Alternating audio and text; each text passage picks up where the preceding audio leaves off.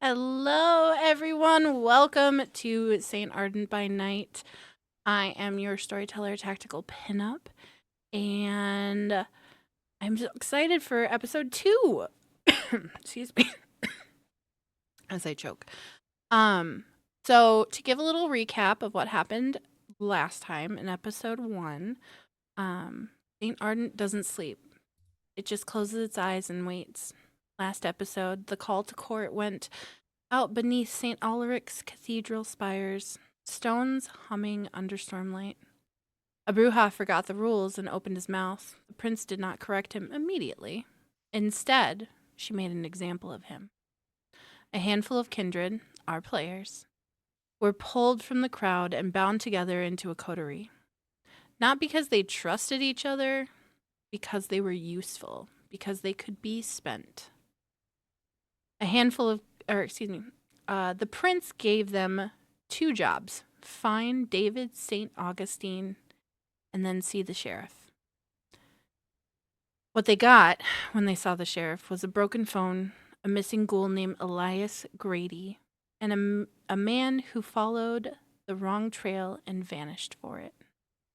In the Glass Quarter lab, with the help from a Nosferatu who enjoyed the moment a little too much, they pulled data from the wreckage, coordinates, voice memos, fear recorded in fragments. The trail led them to Pier 12.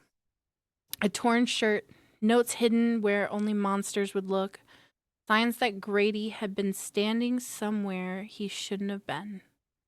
They pulled back before the river could finish their story. They regrouped at Mistress Lux's haven, cracked the last message together. One phrase stayed behind when the rest fell away. The roots. And that's where the night cut off. And that's where we pick back up this evening. So let's say hello to our players. And we have a new person. Yay. Hello, you guys. They can hear you now. Hi. Good evening. Hello. Good evening. Ian, would you like to introduce yourself, since we introduced everyone else last time, and tell us who you're playing? Sure. My name is Ian. I am a sort of veteran perma GM, so it is very exciting to get to play in a game. So I am pumped. You can find a lot of my content at the Beloved Nerds. And tonight I am playing David St. Augustine, your worst college professor. Perfect.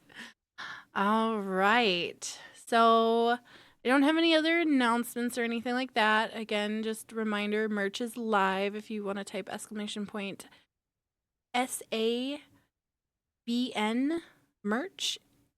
You'll be able to pull up the link. There it is.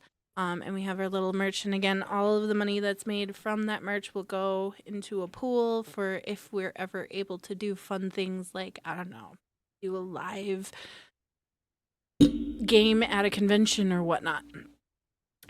So, But anyway, let's just hop into tonight. So we left off in Mistress Lux's haven, and she had gotten a text message from the sheriff asking for an update.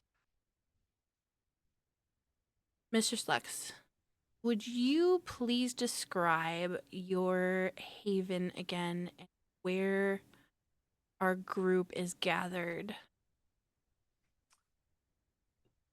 So Mistress Lux's haven is a basement uh dwelling. One to give the mystical effect of whenever she has clients come to her dungeon, but also to make sure there is as little light coming in as possible when she goes for the day sleep. And the area that everyone is in, because there are many entrances and exits, uh, is a plush area with couches, and it's got velvets, and it's warm dark colors, but like it's it's cozy. Mm-hmm. It's something that you would see in like the back room of a lounge of like a private area, just very, plush. This is her own safe space away from whenever she has to work. And she has taken off her wig at this point, and she puts it on the wig head and says, enjoy yourselves. There is not blood in the refrigerator, but Would you allow the your coterie to stay there for the evening, or well, morning or day, I should say? let's see. We're gonna let the dice decide. We're gonna let the dice decide. Perfect. What I like to hear. Odds, no. Evens, yes. That's odds. So No. no. All right. So she doesn't know them well enough yet. That's It's perfect. the same with she doesn't bring new clients to her dungeon. Perfect. It's she doesn't know these people. Trust has to be built. All right. So you guys make a plan to meet up there the following night at Mistress Lux's dungeon. You guys all go home for the evening. Is there anything that you guys are doing before you get your rest for the night and we fast forward into the next day? Did we find did in the text did Mhm. the sheriff say where they were meeting? No, Okay. he did not. Is All right. there anything that you would like to do, Isolde or Anelli? The glove sample that I took in, I'm gonna leave it with Mistress Lux for the evening. I'm trying to I'm doing this in a sense of like I'm kind of pushing them into this aspect of how they said this trust building. I'm Mhm. trying to show that I'm not this crafty Tremere, that we're here. This is I'm gonna leave it here for the night when we gotta see the sheriff. But if anything weird happens, we gotta take some notes, or you gotta take some notes. Well, thankfully I have this refrigerator. You can put it in there. All right, yeah. And that's So- before we're leaving and all that. Perfect. What about you, Isolde? Anything you want to do before you scamper off back to the convent? Nope, I'm gonna just go on my merry way. Perfect. All right. Then that'll bring us to the next evening. When we wake up, can you guys, everyone, give me a rouse check, please, to see if you get hungrier?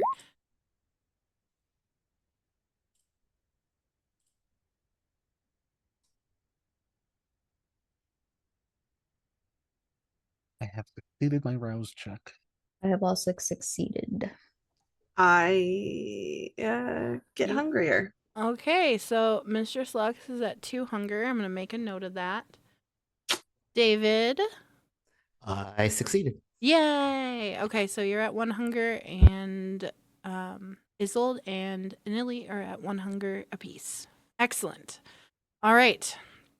So you guys rise the next evening, this whirlwind of events having happened, you guys being under the glorious lights of St. Alderic's Cathedral, the Princess Elysium where she holds court.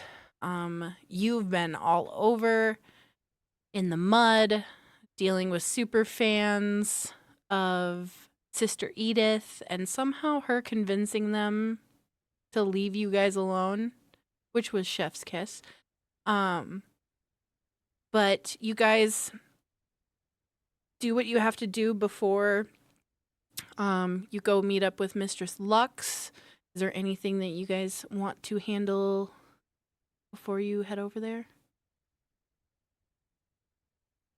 Could I just say in like the success of this rouse check, this rouses your hunger, but I'm just gonna say that I went back to Saint Ephraim with our beloved Cadith.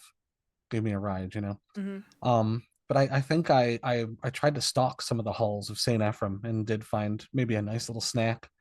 Um, but with that, there's this weird kind of phasing with it. I get these tastes when I'm drinking in Saint Ephraim that almost resemble food, but it feels like a sensation that's not my own. But it's weird. And then it would cut over to me being on my way to the dungeon, if you will.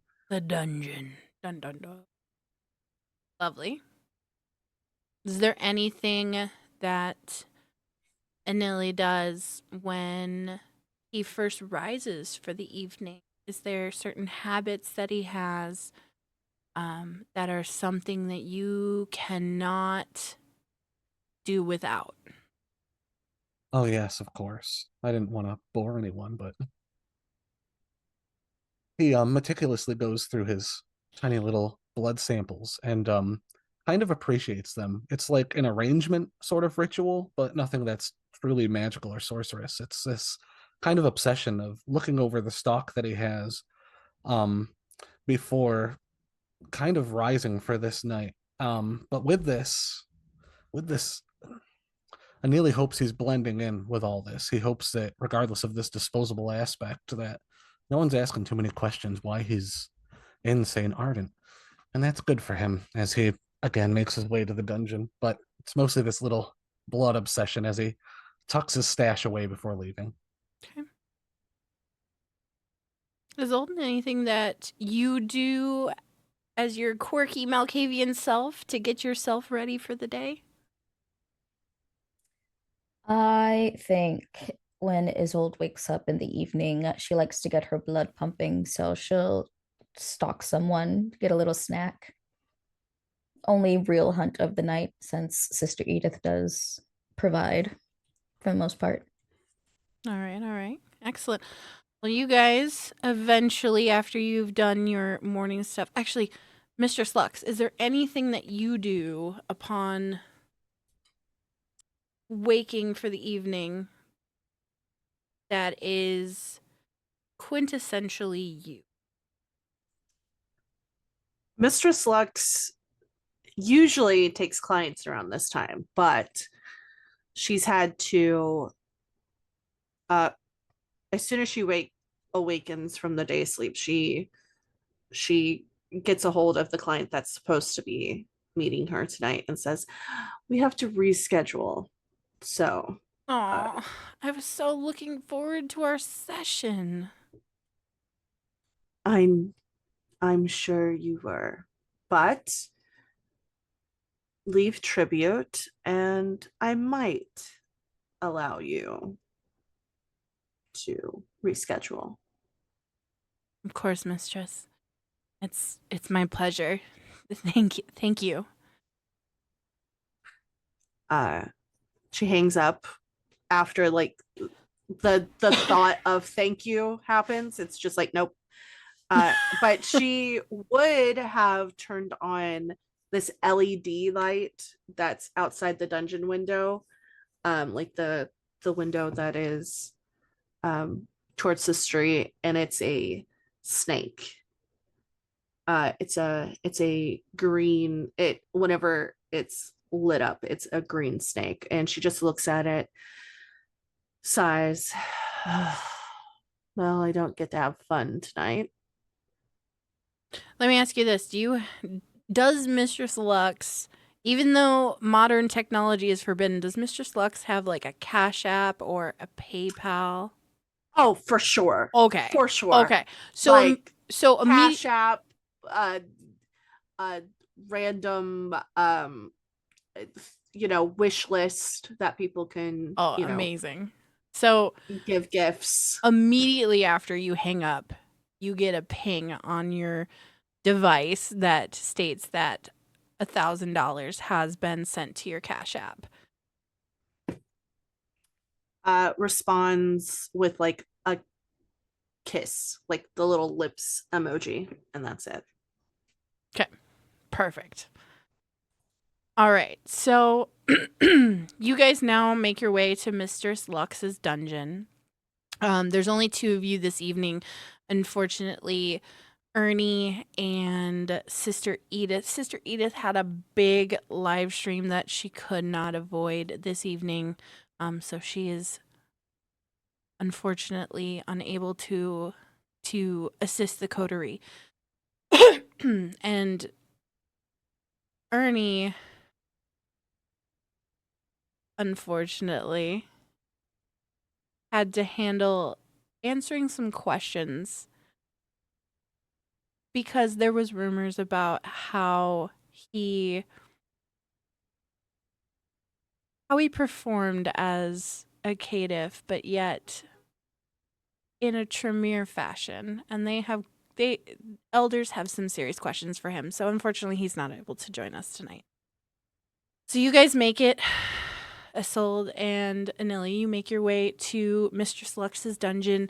Upon your arrival, you see in the window the green snake. What do you guys do? These fucking setites, I whisper in my head. Isolde? I'm saying that's pretty fucking cool in my head. But I guess I'm gonna make my way down because we know the door we've Making been my there. way And I'm downtown. gonna give her the special knock, the tap to the tap, tap, tap, tap. In classic fashion. Yeah, I can't hear it. Can't hear it. The two Mike's too shaves good. and a haircut. Yes. Isn't it? Yeah. I think like before it gets to the dun dun, Mistress Lux opens it and says, "No." I'm here, aren't I? Hey, we got some work to do. Isn't there a secret knock I should know? And I like say that like expecting to be let in. Like She just goes to. She's still holding the door and goes, 1, 2, 3. Like knocks 3 times. A standard knock will do you. banded, efficient. I can get behind it. You still got the glove? It's in the refrigerator. Perfect. Were there any updates from the sheriff besides the text you sent last night? Mistress Lux, you did get a text message. Now that you think about it, you got a text message from the sheriff simply saying the seneschal wishes to meet with you after you all locate DSA evening. Okay. Interesting. So I guess the sheriff and the seneschal will have to wait. We'll kill 2 birds with 1 stone. We have to find that David. Well, do you know anything about him? Them? Nelly, you, because of how much time you spend at the campus, you know that David St. Augustine is a professor there. I had heard it was the. I think the prince had wanted us to convene with this person, but they're professor, you know, over at the college. Are they a ghoul? Honestly, I got no idea. I almost thought we were going to be looking for them the other day at the pier, but it's Hmm. as far as I know, I don't think they're a ghoul. I think they're kindred. You have no idea. You have never crossed paths with David. He mostly keeps to himself. I'm gonna pull up for our viewership a picture of the college campus. And David typically spends most of his time over in Whitby Hall, which is the folklore building. You might know that, Anili, with how much time you spend on the campus. Do like a roll, I can do some kind of awareness or Let's do. academics and intelligence. Yeah, you know what? Fuck it. Why not? You're trying to draw on the information that you already know. How many successes would you like for this to pass? You will need, let's just say two to pass this. 4 successes. Hell yeah. You absolutely do know. There has been conversations that you've heard as different students pass by talking about the reclusive professor, who is extremely knowledgeable, but rather standoffish at first. And you would know that his office is in Whitby Hall, and people don't really see him leave very much. If he does leave, it's not when anybody would be around. Yeah, I heard of this name. He's a professor over at the college. I think he got an office in Whitby Hall. I've heard of some of the students talking about him, but I mean, I never met the guy. Well, let's go to the college, I guess. We're not going to be running around the entire campus, right? You know, kind of the general area where he is. Yeah, I mean, I got the building, and I mean, it's a college. I'm sure if he is a professor, he's got to have his name up somewhere for some kind of Is office. is there a website with the different departments? And she just grabs her smartphone and starts. Absolutely. Do you want to give me an investigation check? Sure. See if you can find it on the website. What is it? Intelligence investigation? Or yeah, I Wits investigation. wits. Okay. It's gonna be 2 blood die. And 'Cause I have the nothing in difficulty for this, investigation. the difficulty for the threshold is 2 successes. Okay. Be nice to me. Okay. Okay. Well, one of the die, because they're both blood die. One of them is a messy critical, and the other is just a success. So How many successes did you get in total? 2. So just 2. So one is not. So it wouldn't be a messy critical then, because it Okay. has to be both. It's just fanged. That's why I was just like, well, Yeah. It would have to be. So you would have to get both of them one of fanged. your one of your successes has to be the fanged one, and then you can have another 10 on a regular die, or they can both be on your blood die, either or. But if you just have one, it doesn't count as a critical. So it's 2 successes. 2 successes. Perfect. Awesome. So after about 5 or 10 minutes of just scrolling and like looking through, because this website is not set up intuitively, you can tell that the IT department who set up this website gave 0 shits. They're not paid enough and they didn't fucking care. But eventually, after you go through link after link after link after link, you finally get to the department of folklore. And right there's no picture, but Professor David St. Augustine and his phone number and website and office room number.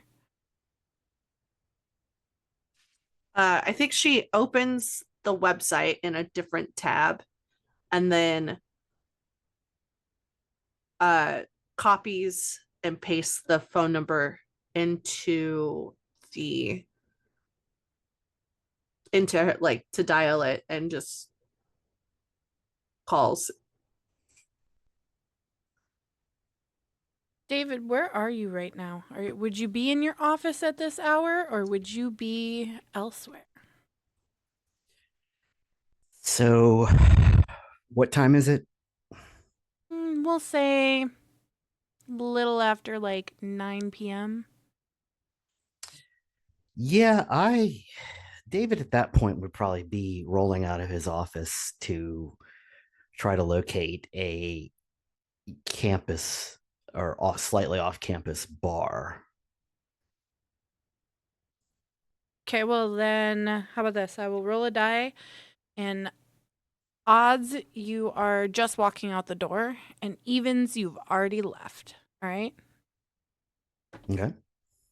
And we got a 6, so David has already left. The phone rings and rings, and then you get David's voicemail. And office hours, he lists his office hours on there, and they end at 9 p.m. So you just missed it. Well, he's not in his office, which means he's probably not on campus. Yeah, I mean, if we really want, we could head over there. I mean, I wouldn't mind just asking a few questions. I used to major in anthropology, so if there's any students about, we could see if they've seen the good professor anywhere. Maybe we could track them down the old-fashioned way, like a gumshoe. Sure. Sure. I feel Sure. like this is turning into a wild goose chase. Just slightly. So you hear the Malkavian Madness Network as you say that. Here we go again. Goose, geese, run amok around. I fucking hate geese. I look at them weirdly when they say that. Just it's on repeat in your brain now. Madness Network, just whispering it.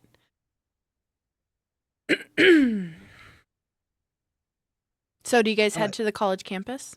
That is all they. Yes. I just you're gonna learn that when you gotta, I suppose, do some running around for these sheriffs and now essential, I guess. These things can get a little I don't know how else to put it, but fucky. Can I ride with both of you this time? Am I allowed in the car or? Yes. Perfect. All right. I just, with my ride gone, I just didn't want to overstep. Is it the same Yes. gentleman from last night? No, I don't want them to grow attached. That's fair.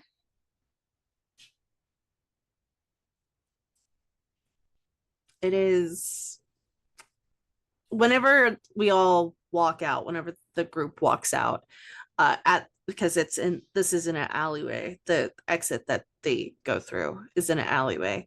At the street, at the entrance of the alleyway, is a black Suburban with like blacked out tint, and outside is a woman this time. and she's kind of dressed in like a suit, and has like blonde hair. Absolutely. Is she a sub of yours, or is she your driver, your ghoul? Well, Mistress Lux doesn't have ghouls, Okay. so she doesn't do the ghoul thing.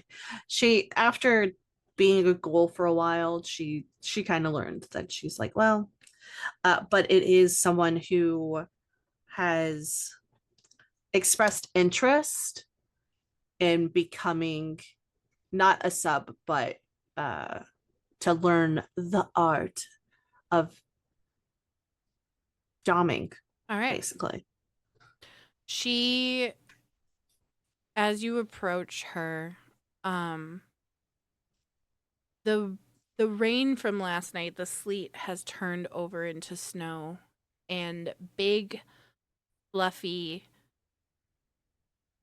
snowflakes fall. Some landing on your nose, melting. But they are the big, fluffy flakes that kind of defy gravity. And as you guys approach the big suburban, the woman is standing tall, very confident woman, skinny black tie, black suit with a white button down, crisp. You can tell that she pays a lot of attention to detail. And she immediately goes to the passenger side door and opens it for you all to get into the back of this large, nondescript, so we don't get sued, suburban.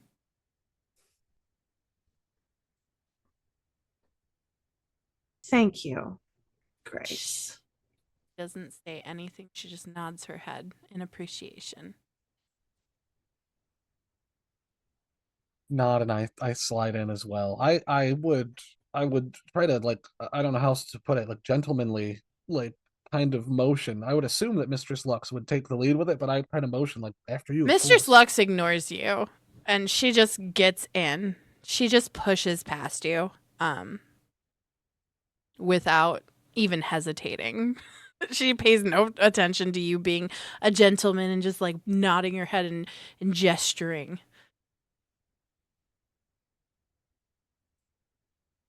And when we get in the car and the door shuts, I'm gonna look to the snow, longingly, I guess. And I really, I've always loved the snow. It's like it hides the sins of the city. From up front, you hear a snicker from Grace and a mutter under her breath of, well, clearly you haven't seen freshly driven on snow. I think Mistress Lux just rolls up the window uh, and says, Grace is unaware of things, of what I am. So I'd like to keep it that way, at least for now. Is she like an apprentice? Yes, I've had a few apprentices throughout the years. Some turn out to, they don't have the stomach. So she's on a probation, as it were. I see. I don't like pouring my energy into things that aren't going to stick around. I'm just nodding solemnly as you say it. I don't respond to it. I let it linger. The car starts moving forward as you guys make your way towards St. Ephraim's College. St. Ephraim's was established back in the 1800s. It's a very old college campus. A lot of the buildings were formerly nunneries and have been converted. There's a couple of new buildings on campus, though. And as you guys kind of make your way through St. Ardent, You guys would go past the Riverbend district, past the Glass Quarter, which is the downtown area, and just on the northwestern side of downtown is where you guys come upon St. Ephraim's College. The campus is surrounded by wrought iron gates and fencing that stretches 8 feet tall, with the remnants. Now that there's snow on the ground, there's still the remnants of ivy and vines dead on the wrought iron. You see a giant sign that says St. Ephraim's College as you pull into the campus main area. Do you direct Grace to go towards Whitby Hall? Or do you ask her to park away? I think so, as because she doesn't have any parking placards, I think Mistress Lux would tell her to park in like visitor parking, and then we'll go by foot. Easy enough. So visitor parking is going to be over by the dorms on the college campus, which is going to be in the exact opposite side of the campus from where you guys are. But it's a relatively small campus, so it wouldn't be too difficult to make it over to Whitby Hall from there. So you guys park in the visitor parking right outside of the administration building and the dormitories. And you guys will need to head west towards Whitby Hall. And Nelly, you would know kind of where you're at. You also would know where the chantry is located on the college campus, or I guess since it's in St. Ardent, they're a little bit less strict about it. You would know where the Tremere gather, so to speak, and spend most of their time. Since we're by the dorms, I had an idea, and I don't know if we could run with it, but I have contacts. Could I do a sort of contacts roll to see if there's maybe some college kids that I sell substance to from time to time that might have heard of this professor and maybe can tell us a little bit about him, where they might hang out? Yeah. Absolutely. Absolutely. What would you like rolled for that?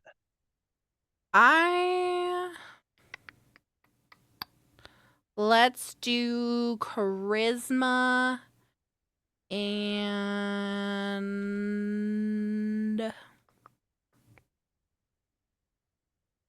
let's do charisma and streetwise. All right. How many successes would you like for that? You just need one for this.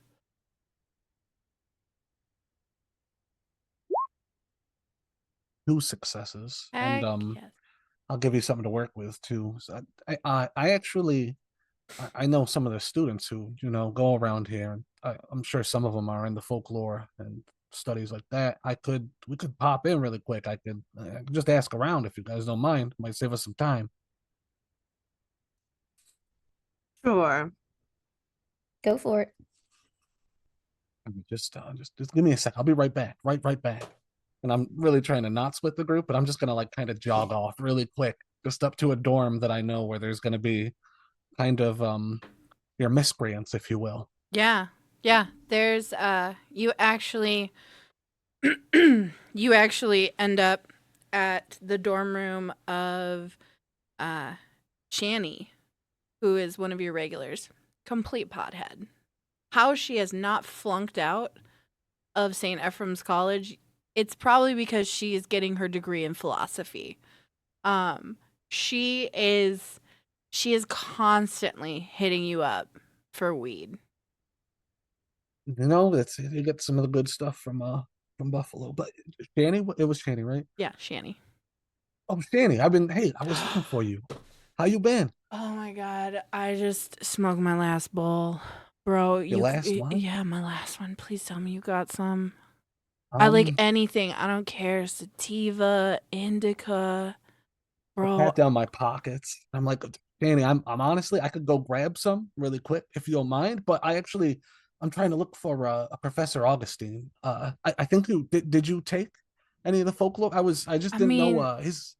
yeah, it was a prereq for my degree, dude, but like I mean, yeah, I can wait. Like I'm fucking high right now, bro. Like I'm fucking I'm fucking high.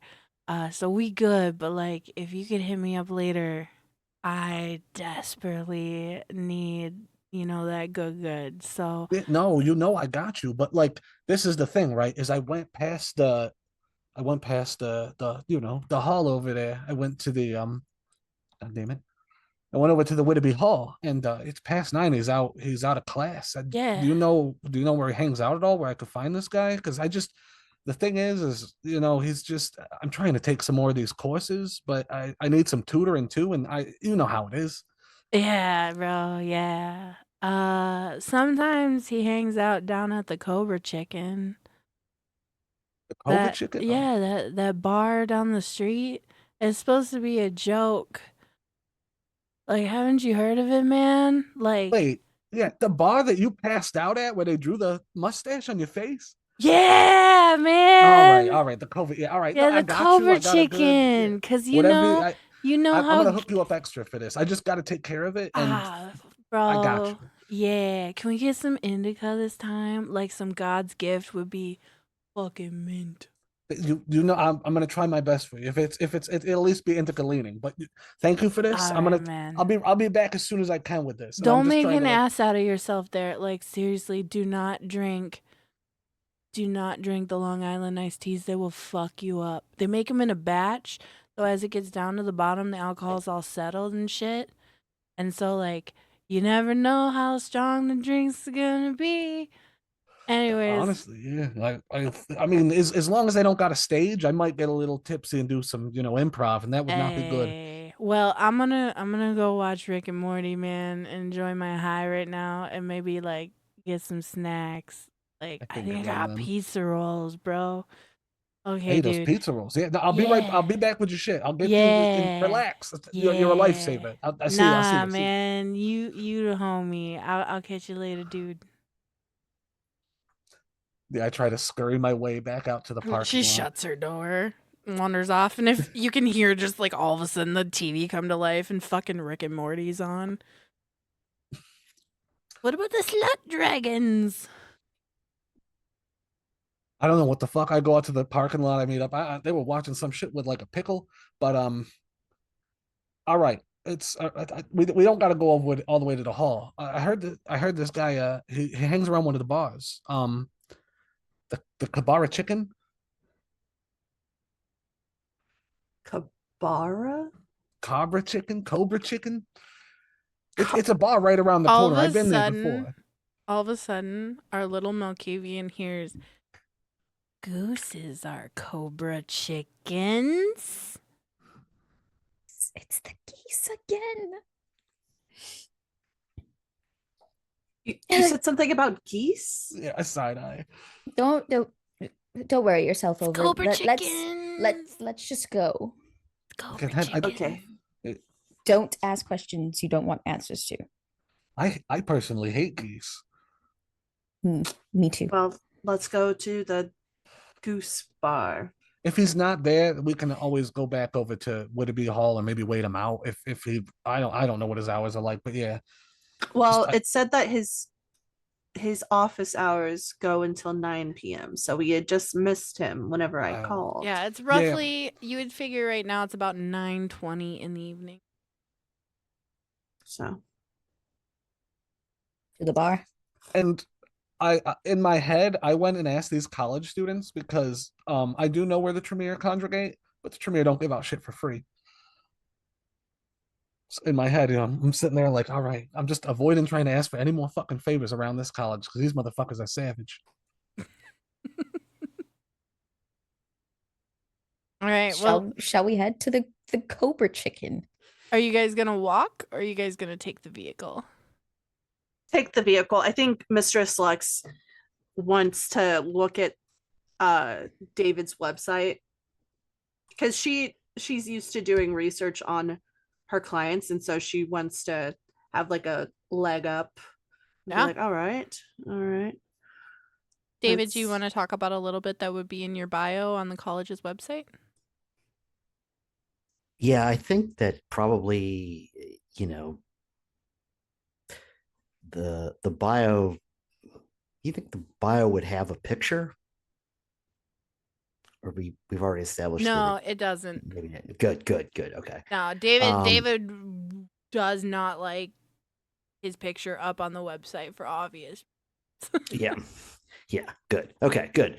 So the bio would probably tell you a lot about the courses he teaches, his experience as a folklorist that's traveled all over Eastern Europe, mostly is his area of focus, and that most of the courses, oddly enough, that you see would be like online courses, but he does have on occasion one lecture course that he does, that's like a 7 to 8, 15 lecture Tuesdays, Thursdays. Probably a grad course, like a Yeah. graduate course. Yeah, something like that. And but other than that, it's just sort of his curriculum vitae, which has a number of the publications that he's done, which is surprisingly low. And it would probably also tell you that he is an adjunct professor, not full professor. He has not gotten tenure. No tenure.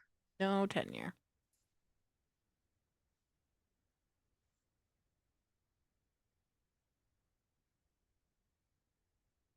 I think she relays some of this. It looks like he might. Is today Tuesday or Thursday? No. Okay. It looks like he has online courses mostly, which is interesting. But adjunct professor, so probably bitter. No publications, so definitely bitter. And has no pictures, so we have no idea what he looks like. Joy. It should be, kind of fun trying to find him then. But at least we got a hangout spot. All right. Well, you guys load up in the SUV. Grace obviously holds the door again. She is a woman of few words. So anything that you guys say to her, she just nods. Doesn't really speak.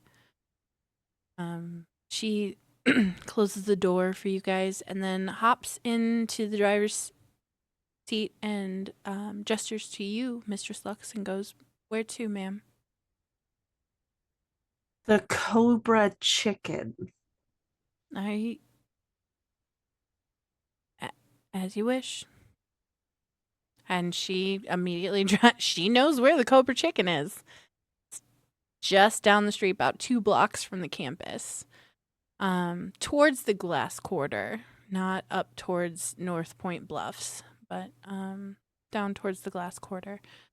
And you guys pull outside of your generic, typical college town bar.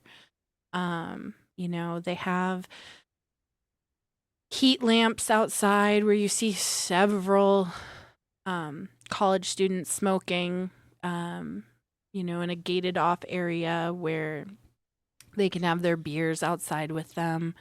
And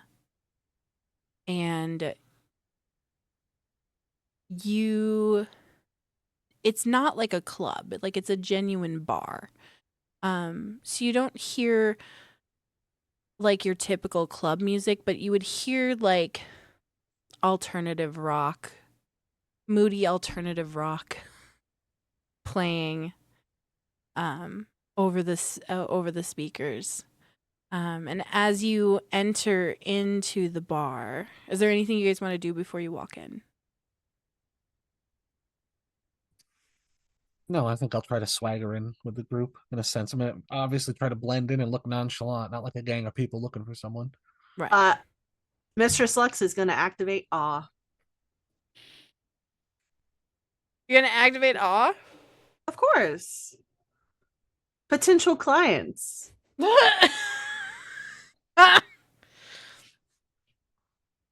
Remind me, does awe require a rouse check? It does not, I Is it- believe. Hold on. I believe it's free because it's a level 1. Oh, there went my books. There went my books. Because I am not super So it's familiar. presence. Right. Presence. Awe is free. But if somebody wants to like roll against it to like try to not be, it would be manipulation and presence versus composure and intelligence. I mean, these humans aren't gonna know what hit them, so Yep. they're not gonna do anything.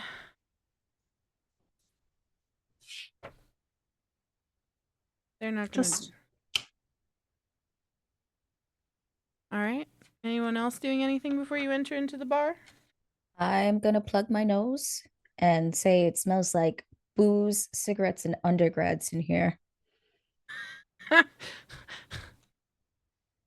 Couple of the undergrads, juniors in college who are out smoking overhear you say that, and they just look at you like, what the fuck? But then they see Mr. Slux and they're captivated by her very presence. You guys walk in and you guys are the exact opposite of non-conspicuous with Mistress Lux popping awe. It's as if the entire bar stops. They stop playing beer pong in the corner. People playing darts stop and turn to see who has walked into this bar. is there anyone not turning? I was just going to say, you want us to roll investigation to see if we see someone not being affected? David, would you counter roll it, do you think? No, I think that he would be in the middle of like sort of, for lack of a better word, holding court with some undergraduates, like in a corner of the bar. Talking about And philosophy. talking about like telling some stuff, like the story I imagine he's telling is something like, well, so the thing is the best drink I ever had was in a bar in Hungary in the north, in Debrecen. It was a town, and they mixed this beer with a Palinka, and you can't get that here. You cannot get that here. But chefs, and then I just like stop mid sentence when I feel somebody captivating, but I will not resist it. No. Okay, great. All right. Well, this is going to be harder than I thought.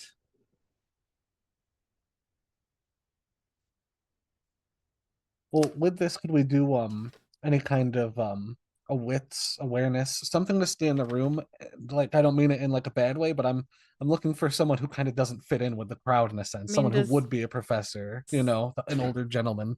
Would you like a storyteller hint? Yeah, sure. I mean, I don't Do mind any rolling of you either. guys have aspects? We do, and I was looking at Nope. Sense the Unseen. I believe I do. I But do not. I don't think Fine. you can read auras with like Sense the Unseen. Mm-mm. Nope. And sadly, that's as high as I got. Well, that and Unerring Pursuit.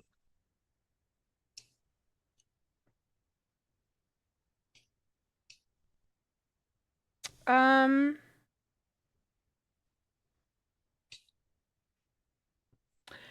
know, sense the unseen wouldn't However, really fit.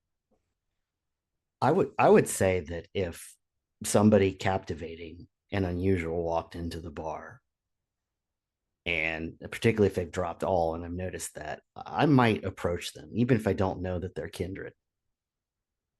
It's up to you. Yeah, I would definitely I would be mid sentence and go, excuse me, you've all become unimportant. Hang on. And I just walk over. You just see these there's two freshmen in the group, and you just see them recoil because they have been hanging on every single word, David, that you are telling them, and you can just see them recoil at the thought of being unimportant to you. Yeah, sucks to be them. Anyway, I would.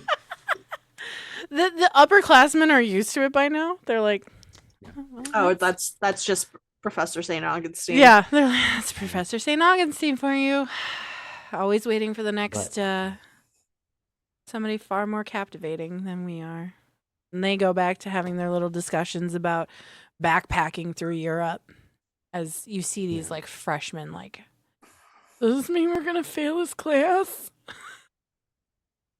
Yeah, probably it does. That's what I figured. So anyway, yeah, I would definitely walk across right up to Mistress Lux and just say something like, well, now see, I don't think I've seen you here before. Well, this isn't my usual haunt. What is your name? Oh, my name's David. Interesting. I was just thinking about people with the letter D in their name. What coincidence.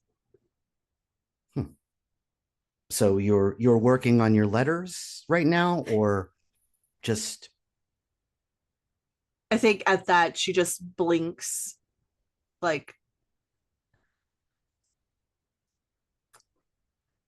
you're exactly who I was looking for. Can I buy you a drink? Oh, well, if you're going to, it's not going to be here. The drinks here are terrible. Oh, I'm sure. The Cobra Chicken is only known for their Long Island iced teas, and it's only because it's all alcohol and a of Coke. Yeah. And they have probably quarter nights. Oh, yeah. On a Wednesday. Absolutely. Absolutely. $5, you can get a bucket of beer. You can get several bottles on ice for $5. It's your typical shitty college hole in the wall bar.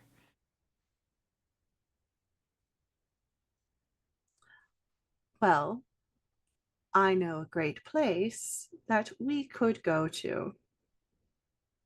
Has wonderful drinks. That's enigmatically captivating. So color me interested. Good. Follow me and my friends. While they were having this conversation, I would have been trying my best to just kind of just be on the side and blend a little.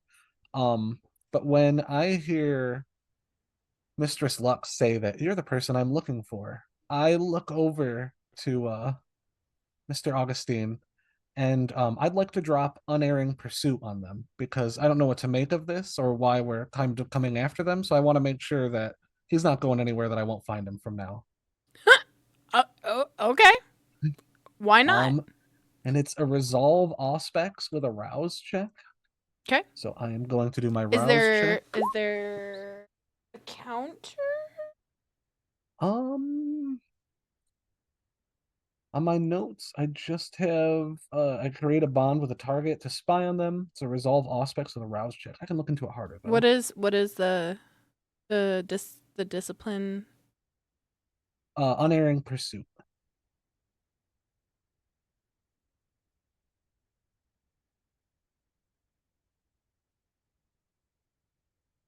I love Control F. I just want to make sure that I'm able to. Is that one blood sorcery or is it? I'm trying to remember. It's all specs. Oh, Yep. you said that. Yeah, it has a dominate component to it. Where is it?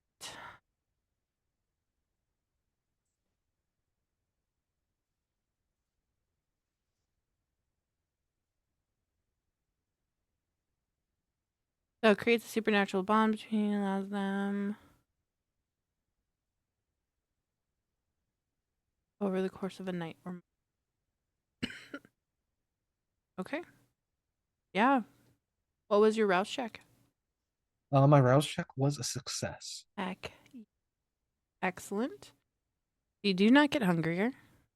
Now we roll up your resolve. Roll for me. I got 3 successes. Yeah. Absolutely. There is nowhere that David can go this evening that you will not find him. Perfect. And with that, I joined them as we're leaving the bar. As quickly as you guys entered, you have found your target. And you guys walk over to your large black SUV. David, do you take your own vehicle or do you go with them? This is getting a little suspicious.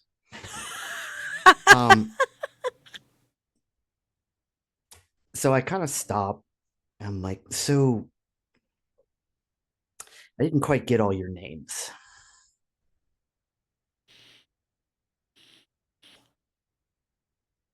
I kind of I'm walking up from behind, I guess, and I come around and Anili Everhart.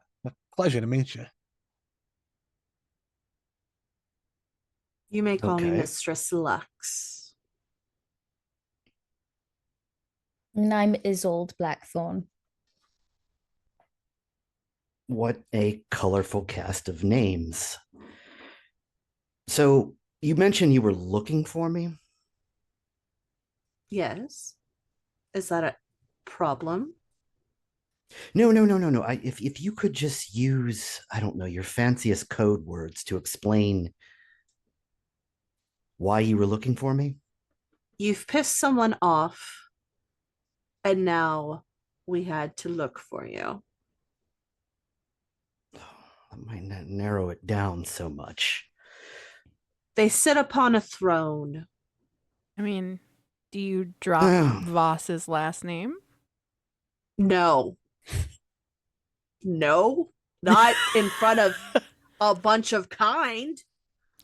I mean, you could I mean, the last name really isn't breaking the Masquerade. Voss Industries, that's a name that's well known in the city. Okay. Does Voss ring a bell? Oh, it rings several. I'll ride with you then. Good. I would hate to have to hunt you down more. What a merry game that would be. Well, let's go, I suppose. I think she waits at the door and says, "After you then." Yeah, I'll get in the car. All right.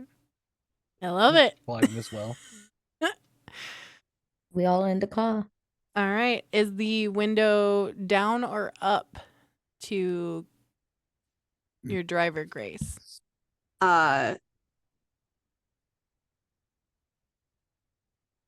Down right now. Okay. And She'll just look at you Lux- expectantly to tell her where to go. Lux sends a message. Got him. Where now? Within a few moments, you actually get a text message back from the sheriff. Simply says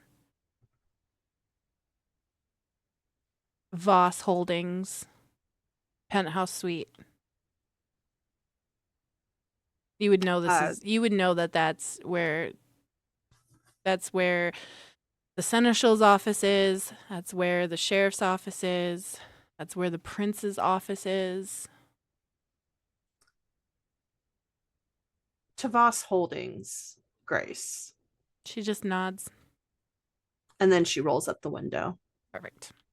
All right.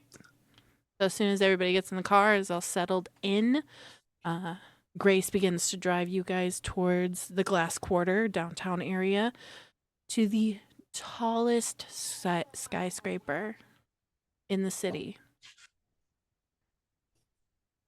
So, what did you do to piss off the prince?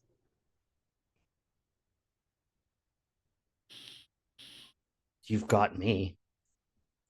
They said that you have been gone from court way too long.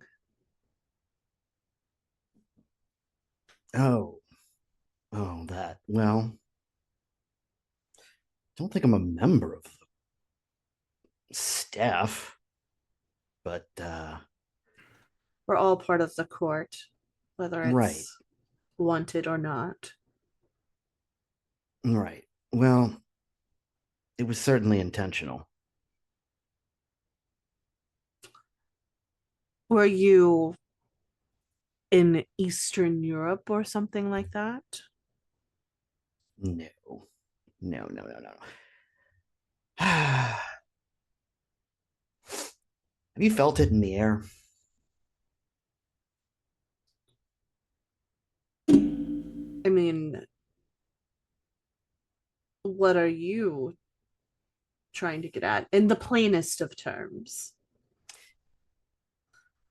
In the plainest of terms, and sometimes things can't be put in the plainest of terms, and I hope you understand that, but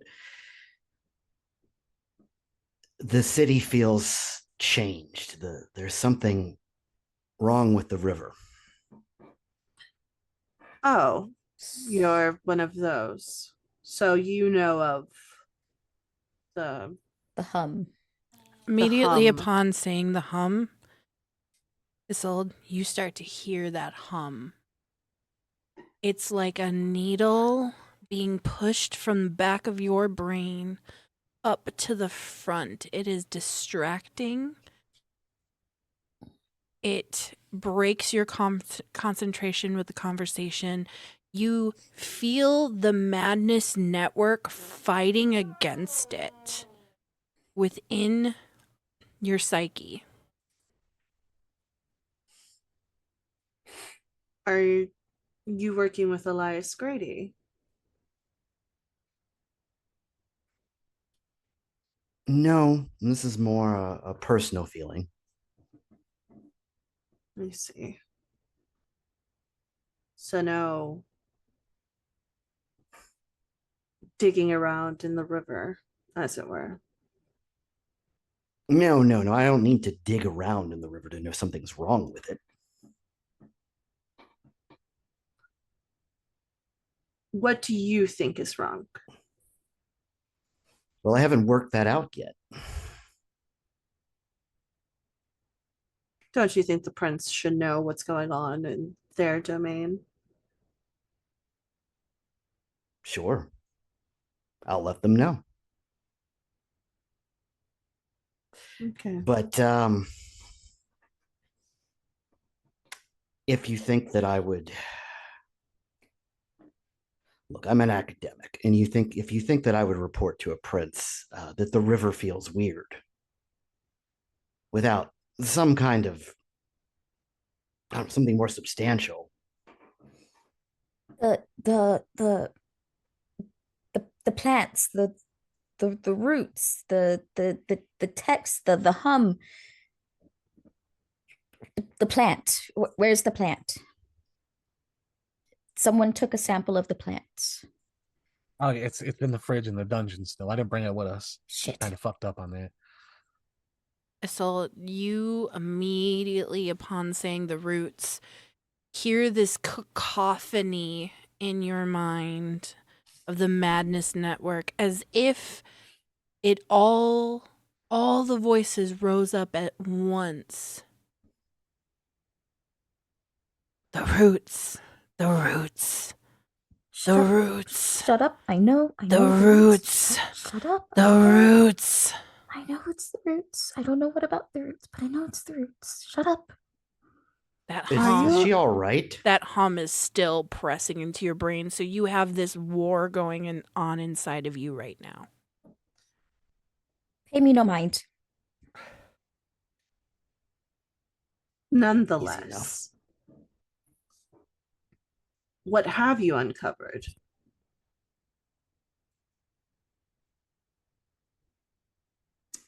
Have I uncovered anything else? Not really. Not really, yeah. No.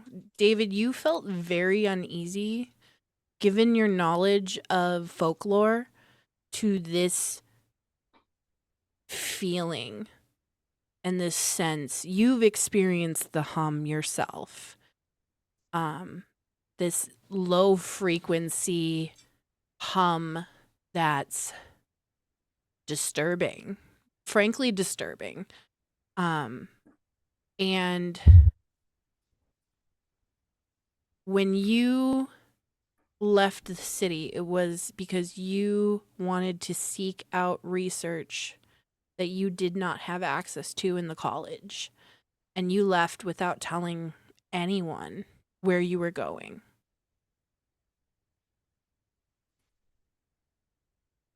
Yeah.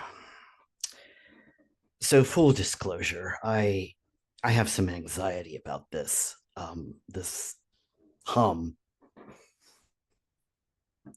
And I thought maybe if it's related to the river, maybe I don't know, maybe looking into sources, perhaps if I could find some of my clan sources, maybe I could figure something out.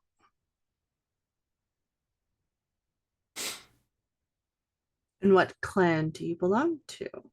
And why would they have these resources on a city like this? Not so much the city, the water. I'm Clan La Sombra. Oh,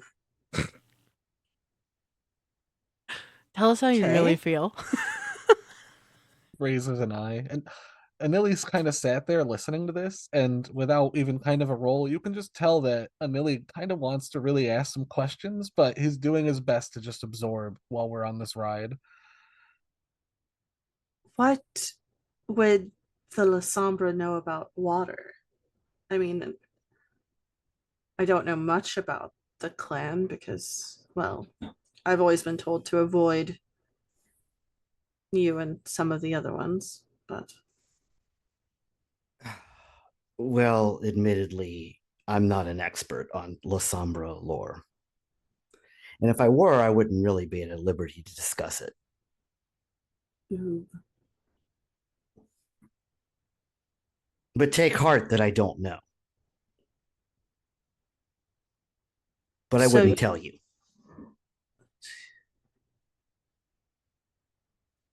okay.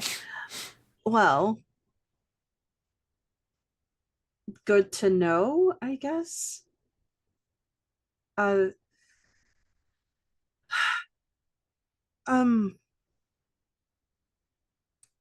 Are so, are you all hmm, in over your heads? yes. I Hello. Great. Yes, I that's helpful. That's helpful to know I'm not from the because city. I was forced to be around hmm, these I'm people. No assuming you're offense. no, I'm assuming you're none lucky if taken. it's us coming to look for you too, instead of, someone worse. True. Yeah. I that has not escaped me.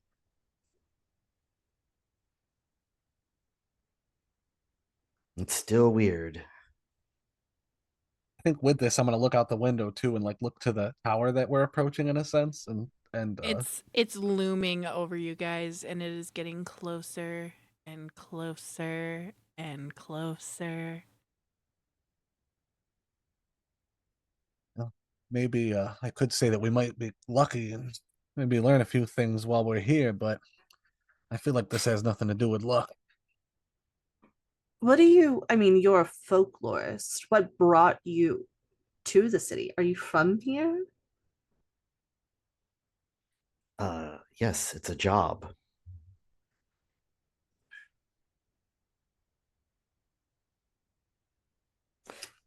You're asking why I'm in the city. I work here.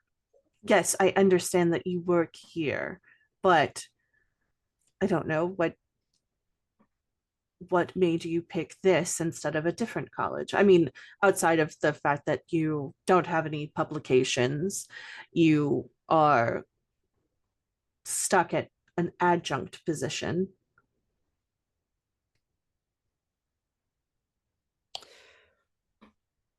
I feel like you're insulting me. Are you insulting Yes. me? Yes. Oh, I appreciate the honesty. Honesty is the best policy most times. Well, let me explain this.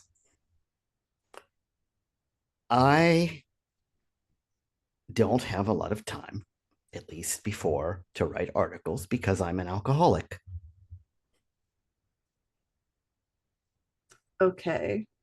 Now, it's quite difficult to write articles because the computer blows up when I try to touch it. You could type on a typewriter and then give it to a TA. Isn't that what they call them? Teachers' assistants, research assistants. Yes. So let me tell you, it's been an absolute joy that not only do I have to go to irritating faculty meetings, but there's a whole new faculty meeting that I have to go to. So there isn't a lot of time to write articles. So I'm sorry if my resume doesn't meet with your approval. Oh, I don't care about your resume. I'm wondering why you would pick a job here if you're not from here outside of desperation. Did Well, you come you've solved that mystery then.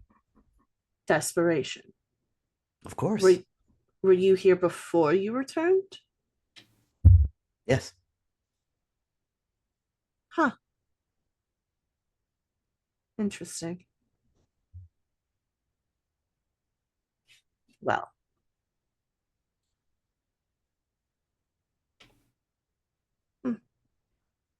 sad.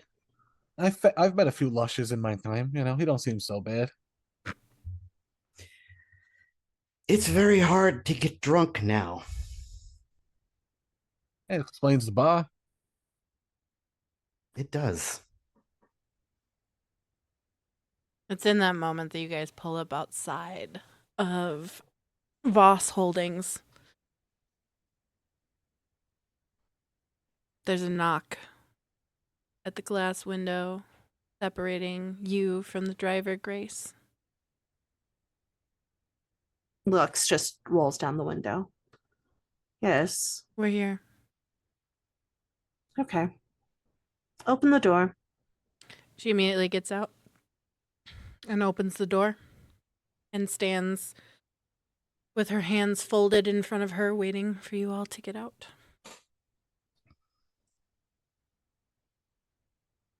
Lux again waits for everyone to get out. I just try to rush out first, almost clumsily. Gotta get a better view of this building, honestly. Give me a All dex right. plus athletics check. All right. All right.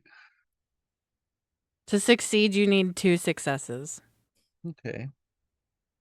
Fail it, fail it, fail it. Tumble into the snow.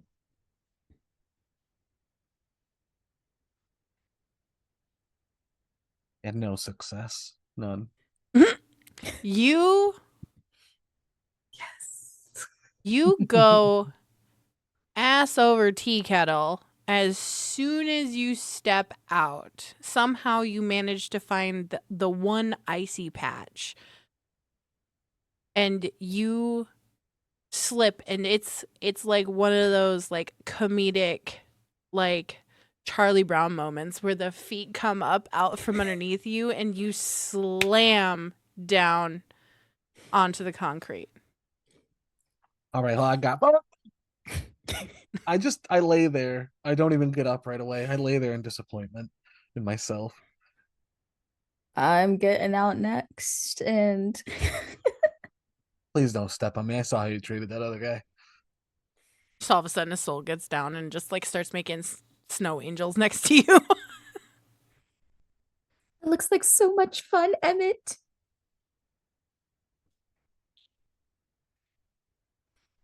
I force an exhale out of my nose while they all get out of the vehicle and try to You bring don't you myself don't to my respond feet. to her calling you the wrong name? No. Perfect.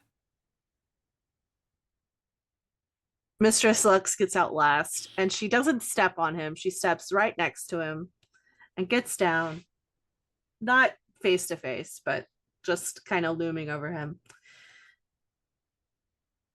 You know, you shouldn't try so hard. All you had to do was ask if you wanted to be stepped on. I appreciate the first free sample. I'm trying to like get up as it's said. Listen, I used to be a ninja. I swear, it's this ice. It's Sure. floppily getting on my like Hmm. hands and knees, pushing myself up.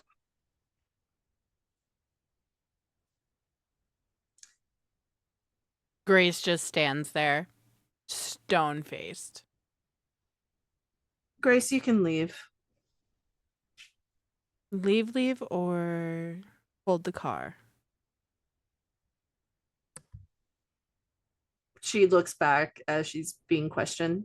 What did I say? Right away, ma'am. Shuts the door, goes around to the driver's side, drives off.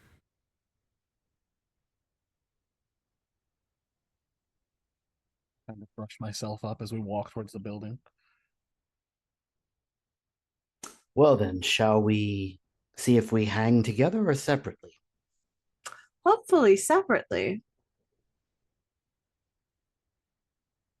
I don't know what you did to piss off the prince, but I know I didn't do anything to piss off the prince. All right. As you guys enter into Voss Holdings, you realize that this is the same building as where the Glass Quarter Lab was, where you guys met the Nosferatu Spark last episode. But that was in the basement. So now as you walk in, it's that same security guard that does not get paid enough. He's definitely a ghoul, but still does not get paid enough. And he gives 0 shits. He just looks up at you guys, goes, "Oh, another meeting?" Yes, but we will be meeting with Miss Voss. Miss Voss is out for the evening. Currently, Mr.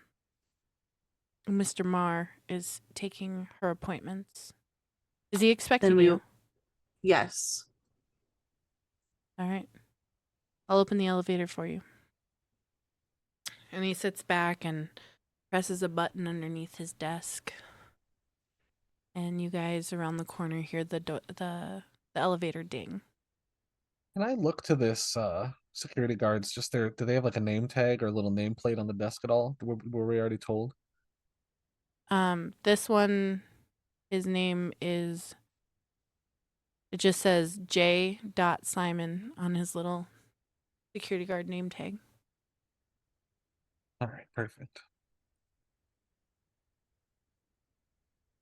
I was expecting an officer chunk, but it's fine.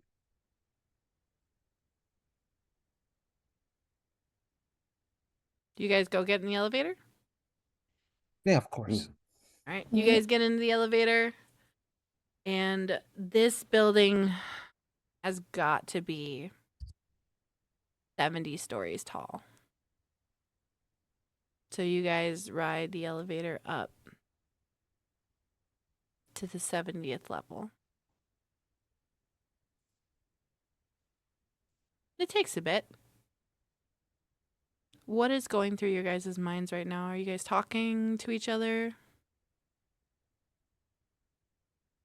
I'm trying really hard to not talk because I'm really interested in any La Sombra, technically. But I'm trying to keep my mouth shut because I want to start asking about essentially what kind of folklore specialties and any anthropology. But and Ellie's just trying to not nerd out in this elevator. This is business time. So you can see he's kind of like biting his lip and kind of stepping from one foot to another, doing his best to just not peep.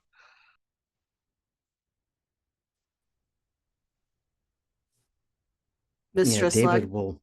Oh, go Oh, ahead. go ahead. Nope, go ahead. Oh, okay. Um, yeah, David would just be kind of reviewing in his head what he's going to try to say, like running through these scenarios. So he's not like talking, but he's definitely doing that sort of eye squint thing that people do when they're like thinking about something to themselves. Okay. And I think Mistress Lux is just tapping her foot on the floor of the elevator with her arms crossed. I could be getting paid right now. In her head, just like, this is so pointless. I could be working. Is Mistress Lux wearing heels right now?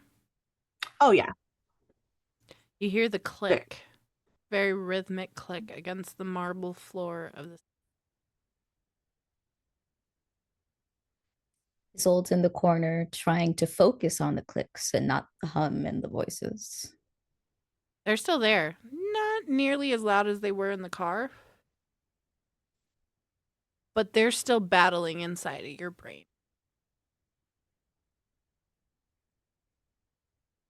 All right, well, you guys reach the top floor.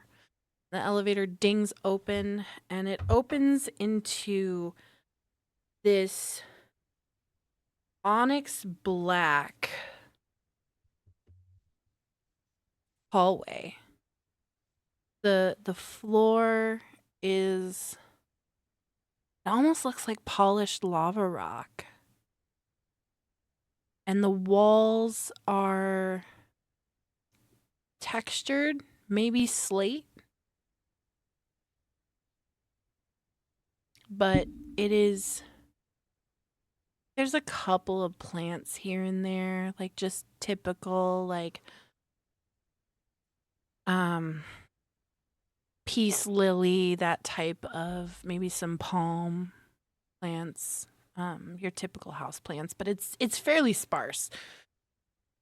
There's 2 couches on a set of glass, like next to a set of glass doors on either side, and they're very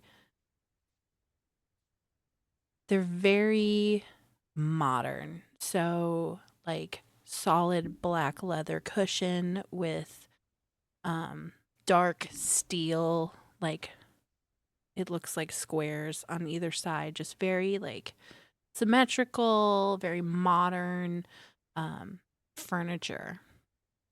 Doesn't look the most comfy either.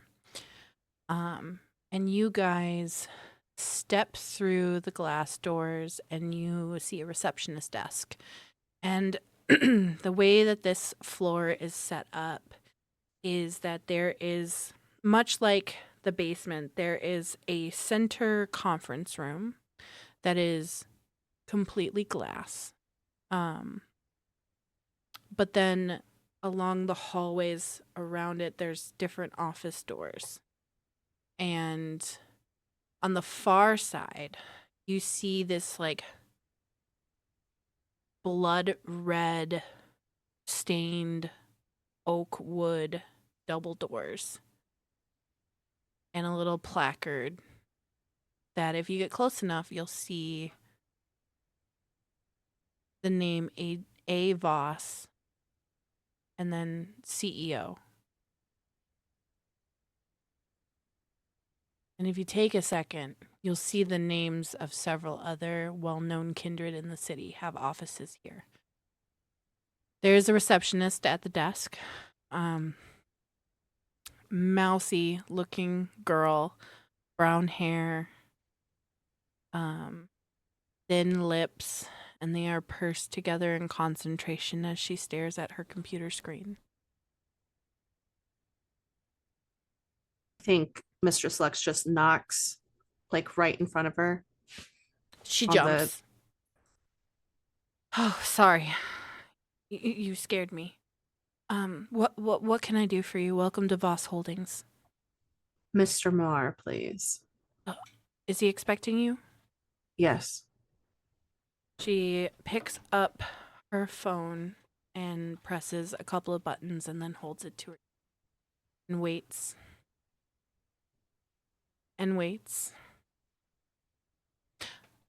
Mr. Marr, your guests have arrived. They are here at the front desk. Shall I have them go to the conference room, or would you like to see them in your office? Right away, sir. Do you require anything? No, sir? All right. She hangs up. I have been directed to ask you to head towards his office. It is in the back right corner. And she gestures over her shoulder to the right of Adrian Voss's office. And you see similarly stained wood door, but this is a single door. Thank you. She nods.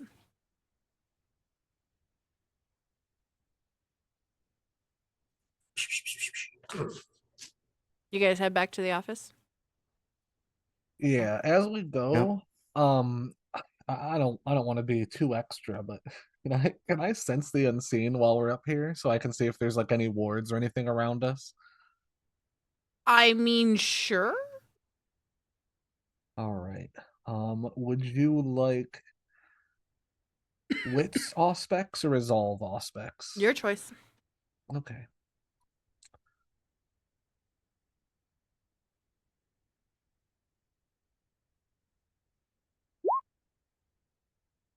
So that is, I actually got 2 10s because I'm rolling this separate because D20 is weird, but is that a crit? So one of those. Yeah, that'd be a crit. All right, yeah. I've critted on the sense the unseen. You've messy criticaled. All right, so your beast Nilly likes him some blood. He does, and he's obsessed with it. To the point of recklessness at times. And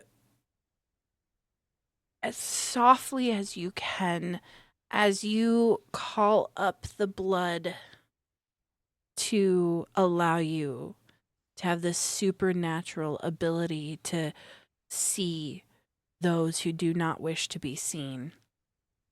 There's a low growl that you feel at the base of your throat.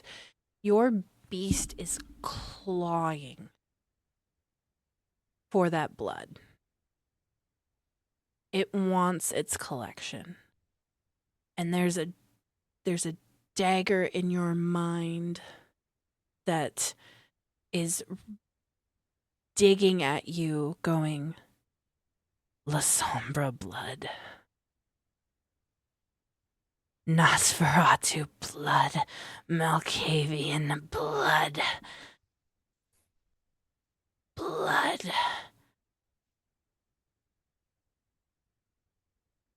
And as you're able to now see, there's that gnawing at your gut that is going to be very difficult for you to ignore Your beast is clawing at your throat as though there are nails that have reached up from your gut and are dragging down your vocal cords. So I'm gonna assume this is almost visible if someone looks Oh, yeah. around at me. Oh, But yeah. Yeah, your demeanor immediately changes. and I'm actually going to start looking to the group that I'm with quite predatorially. And Now honestly, remember, right. this isn't a bestial failure. You All right. still will succeed. It's just your beast is very happy and very active right now. I think with this thought, I've put this idea in my head that I need to collect some of this Lasombra's blood for my collection. And this, if I can control it, this is not the time, but this is a new ultimatum for my night. I need You will some be of this able to blood. control it. It's just, it's gnawing at you. It is need it. very distracting. Never got to try Lasombra blood. Yeah. It's definitely your beast is really excited that there's now a Lasombra in the room. And it's like lusting after your favorite piece of candy or that one baseball card that would complete your collection. For that terrible fall we just saw, I kind of snap into step, and I'm walking as a pure predator. I'm kind of analyzing everything as I walk, and especially my new friends' quotations. with that, so instead of the 2 successes that you would have gotten, it's actually 4 successes. Do you actually see over in the corner a group of 3 Nosferatu? All right, I try to glance at them just so they don't know I'm hanging looking. out in the corner. You recognize right. one of them. One of them, Spark. Is it Spark? All right, okay. You recognize Spark. I try to. It's a quick glance. I observe that they're there, but I don't want them to know that I know. And I keep moving, and my eyes are kind of fixed on our new friend, Mr. Augustine. You would notice that Spark's jaw is unhinged and just kind of like hanging there, rocking back and forth. I really quick. I'm just gonna do this again. Yeah, I sadly, when I try to disguise that I'm looking at them, my eyes land on Spark's jaw, and I can't help but frown and look at them really quick. They probably notice. Oh, he sneers right back at you. He sneers, blocking eyes with you. I'm disgusted just for a moment, but my drive is now some blood to collect. Not right now, but it's got to happen. I've got to do this. Yeah, you don't see any wards. You see the 3 Nosferatu in the corner. A little reassuring, but kind of worrying. Get up on their defenses around here, but sorry, we keep in step. We keep in step, but we're looking at our friends weirdly. Any of you guys have Tremere. do you guys have anybody have high awareness at all?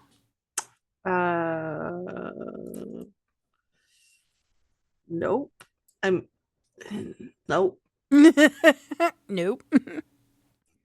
Does 2 count?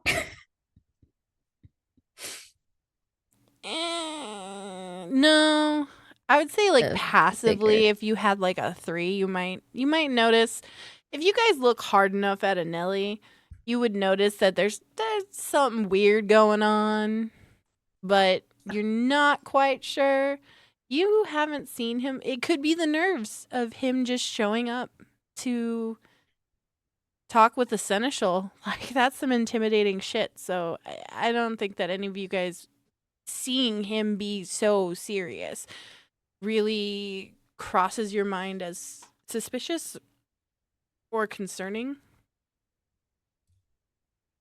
But you guys make it to the door, and the door opens as you get to it, as if somebody was waiting, listening to your footsteps click across the lava rock floor. And as you enter into this office, it's as though you have been transported back to the 1920s. We're talking deep red leather with gold accents, dark, rich woods. There is a fireplace, but no actual fire. It's one of those electric fireplaces. But there's a faint scent of cigar smoke. And softly on a record player in the corner, you hear the scratchy vinyl of soft jazz music. And there, seated before you, is Tobias Marr, the seneschal of St. Ardent. And his hands are folded on his desk. He is dressed in a relaxed suit, though it has an air of 1920s glamour. He has a 1920s style tie that you would see gentlemen wearing at high society parties, or if you read The Great Gatsby, you might envision.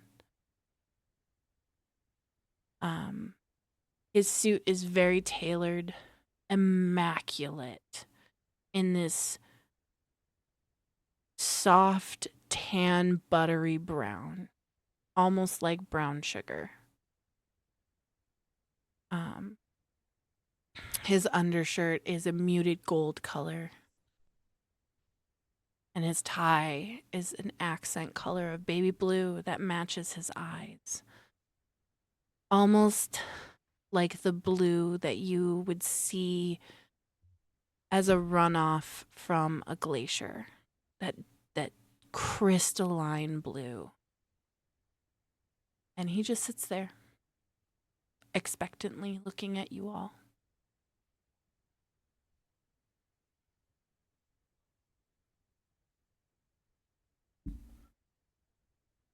Mr. Marr, hello. I see you found our wayward son. On that, Mistress Lux just moves out of the way and like back, so David is front and center.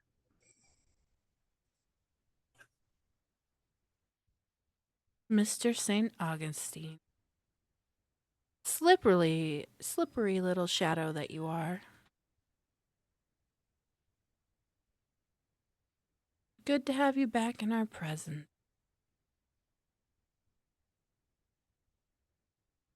Well, what an honor it is to be back. Is it? And where did you disappear to? I was looking for information. About what? About the troubles with the river and the hum. I am not surprised that a professor of folklore would go gallivanting off to chase down ghosts. So it's ghosts? No, idiot.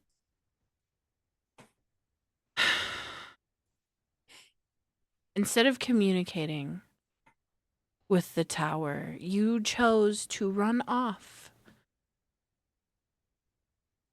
And Adrian Voss, our prince, was not able to seek your assistance. Therefore, you, sir, have failed this city. And I am under direct orders to assign you to this little coterie. Wait, we still got to do more? His eyes just immediately lock onto you, Anili. And he arches a brow.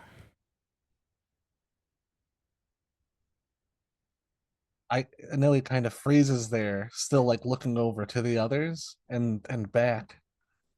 And knowing he like spoke out, And he looks to me and goes, of course. The prince will be done with you when she is done with you. And I live to serve. My apologies, he says with a smile as he still eyes his friends oddly. He arches a brow again and goes, "You are quite the brown noser, aren't you?" I refrain, I let it hang in the air. His eyes dart back to David. Mr. St. Augustine, how lucky we are to have one such as yourself, an expert in folklore. I am not concerned, nor is the prince, about some river nonsense. Until proof is gathered, that is an old wives' tale. Your area of expertise. What I am most concerned about is what folklore has to say about blood resonance going haywire and causing masquerade breaks in this city. You left your post, sir, and the prince is not happy. However, she is not a prince that does not give second chances. So you will align yourself and become familiar with this coterie, the prince's coterie. You will do as you're asked, and you will investigate what we need. Given your abilities, I do believe that you are able to get to places that we may not be able to get to.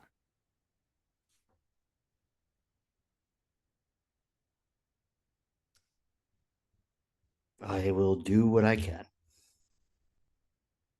I'm sure you will. Well, Mr. Marr, we did find something out last night as we were checking on this Elias uh, individual. And what of Mr. Grady? Have you learned? Well, he was investigating the river, which is an interesting coincidence.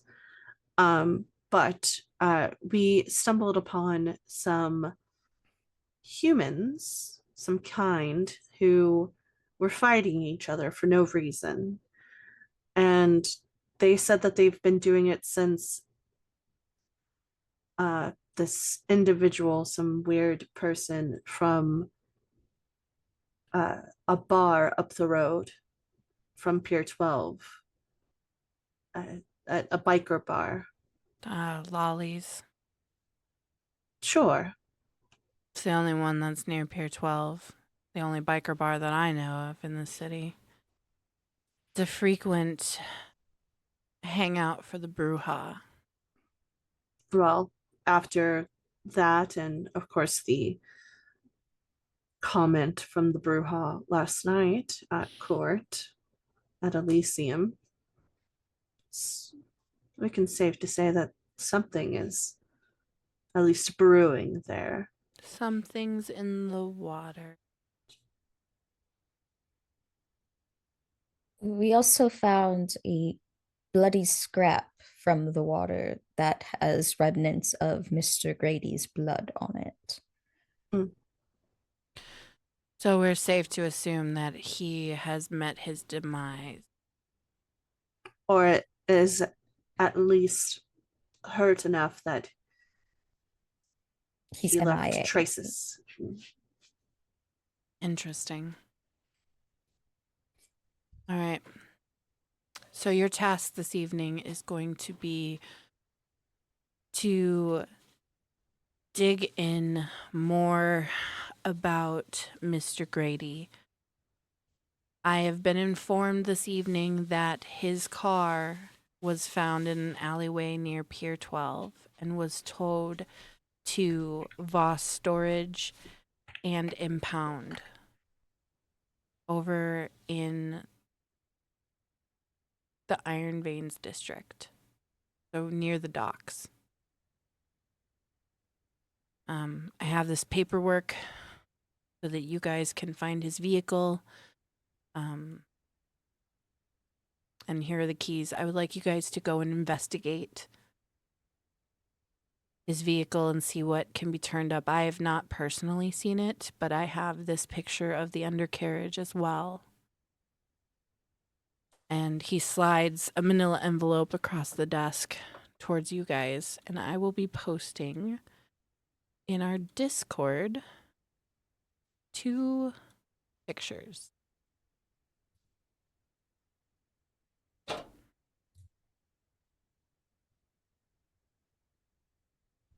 I put them into Chronicle Docs. And then for our viewers at home, I will show them up on screen. The first photo that you see is impound paperwork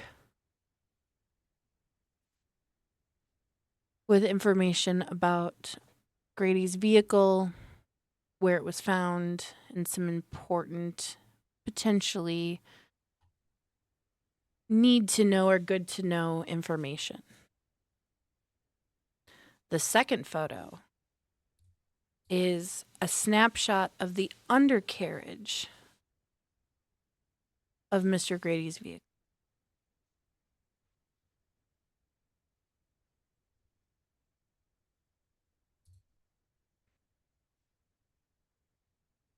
Tobias Marr just sits back and waits for your guys' reaction to this information.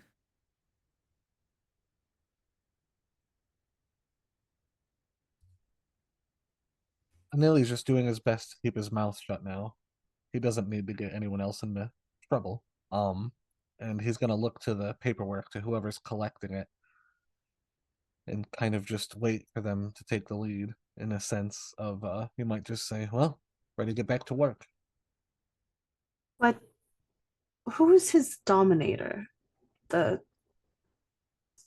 Grady. One of the Ventru.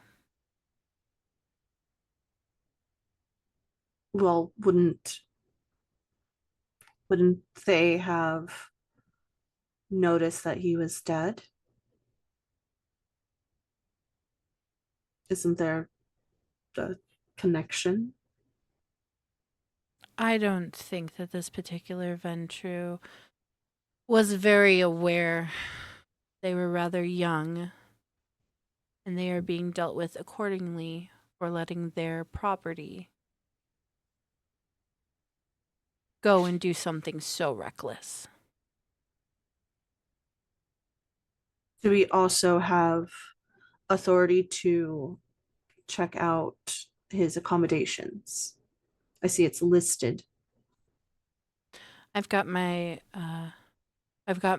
sheriff and the hounds working on that. I want you guys to investigate the vehicle, take samples, especially of that muck that's plastered on the underside of the vehicle. We need to understand what is going on here, and we are currently out of our depth. Of course, Mr. Marr. And Mr. Slux just passes the paper to David.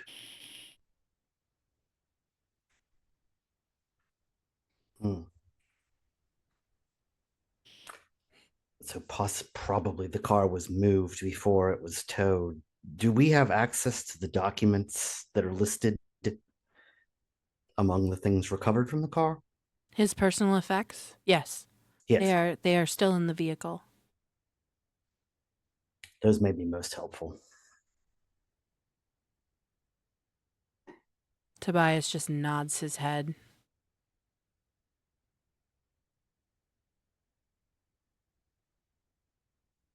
Well, you have a good evening, Mr. Marr. You as well. We will- And remember we will this. Yes. Grady's vehicle was secured under protocol.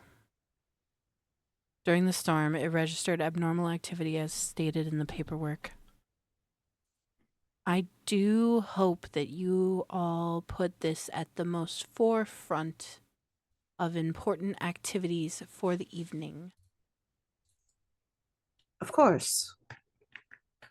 We live You're to right on it. serve. I will expect a full report when you guys are finished.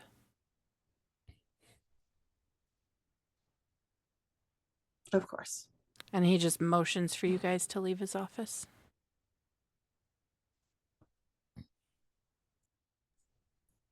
Leaving. Just Yeah. Don't have to tell me twice. I'm out. You know when you've been excused.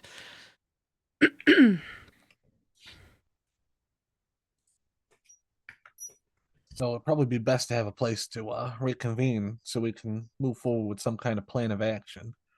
And I'm starting to think he didn't really want this sample or nothing, so it might be good that we took a sample and we have it isolated. If some of the reports on this paperwork about the car lineup, the sample we have separate could be different than if we go obviously take something fresh. I mean, it's just something to think about. You all remember also in that moment that you are able to utilize the laboratories in the basement of this building before giving Seneschal Mar your report.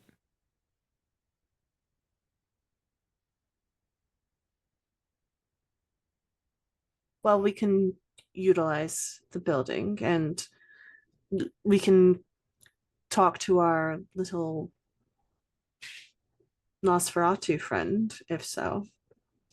I'm sure they know their way around things downstairs. I'm still looking at everyone quite predatorily. But should we you think we should just maybe head over to this garage first, see if we can get some samples, maybe stop back by a dungeon to grab the sample we already got too, and then maybe hit the Yes. lab of what we might collect? Yeah, sounds like a perfect plan. Augustine, you're in it with us now, it seems. Yes, we're a regular Scooby gang now. Great. Ruh-roh, Reggie. Scooby snacks? Yep. All right. So you guys walk out of Tobias Barr's office, and the receptionist is once again focused back at her computer screen, focused on whatever she was working on. And you guys head out to the elevator and take the elevator down to the ground floor. You did dismiss your driver, Mistress Lux. So what do you guys do now? It's a long way. And we weren't there that long, so she'll just text. Get back here now.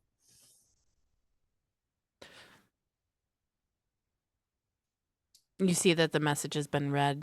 An immediate reply pops up and says, right away. And by the time you get down the elevator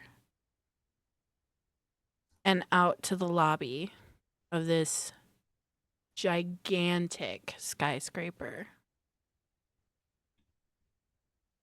the black SUV is waiting outside, and Grace is standing there at the rear passenger door, hands folded in front, stone cold face, waiting.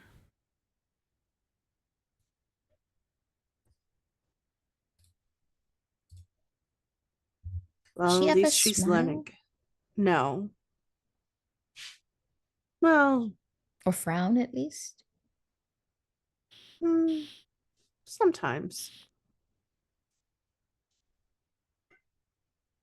Hmm. Try not to trip on yourself getting into the car, Elliot. He You doesn't notice. you see on the ground Isolde's snow angel, and then this just thrashing mess of snow moved away from the concrete, and just an imprint of Anili's ass right there in the snow. Anili snaps up to Mistress's Lux's comment, like he's being snapped out of some kind of like deep thought, And he just kind of looks at him and gives him the nod, like, all right, yeah, and tries to step kind of carefully, like, all right. And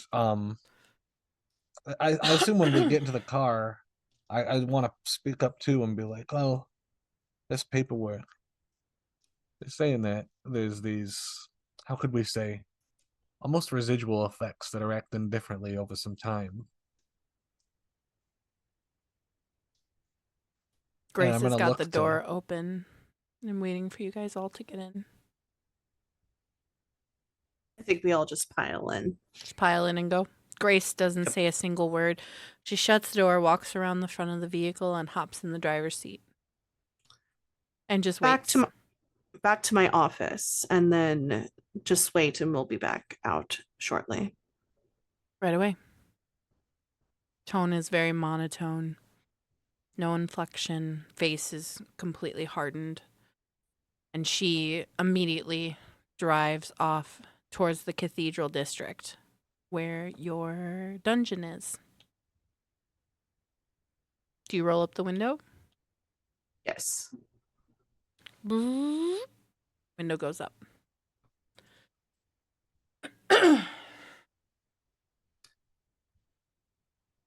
I will say this right now. I don't want to be on anyone's bad side, but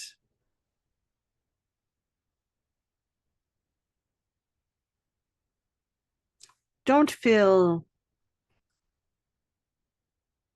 I guess, the need to stick up for anyone.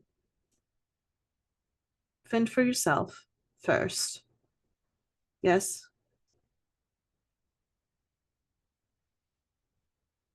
So, um, what did he mean by an old wives' tale with the river? I I don't know. I'm not local and I don't specialize in that. So I'm mostly asking Mr. Augustine if he David, happens if he happens to know what do, that old wives' tale is. Do I know that? yes, absolutely. Being a professor of folklore, obviously you would have loved to take in the folklore of the local history and population. Um, you know that St. Augustine, or excuse me, that St. Ardent was founded in the 1800s. And you know that this used to be Lakota land, native land. And there was many, many whispers about the river being alive and that evil spirits or evil shamans would use the river to do their bidding, whether that was during a flood and maybe making it worse. There's many stories that you have heard from old Native American First Nations people that are in the city that talk about the land being alive, and not in the sense of everything has a spirit, which is something that you're used to hearing, but that they truly mean that the land in St. Ardent is alive. It has a pulse. And it does not take kindly to evil deeds being done.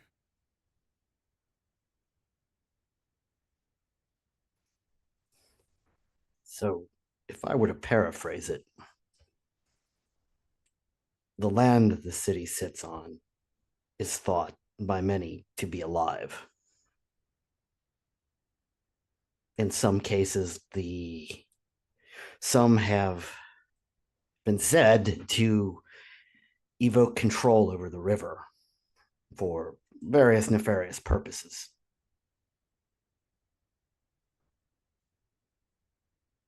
Correct. That Of course, that's only an old wives' tale. And you would know that like some of that has been modernized when there would be like extreme drownings, that there would be like you've heard talks of like a ghostly woman dragging people into the water and having the sediment wrap around their legs and drown them. You've heard um many local tales about hauntings under bridges, many local tales about um being the river whispering to people and driving them to madness, throughout history. Like your typical city developing, um, folklore over incidences that have happened. Everything is based in a grain of truth. Um, you would also know that like parents, especially in like the 1940s and 50s, would perpetuate this with, good old boys and girls don't go drinking under the river. Good old Christian boys and girls, that kind of stuff. So.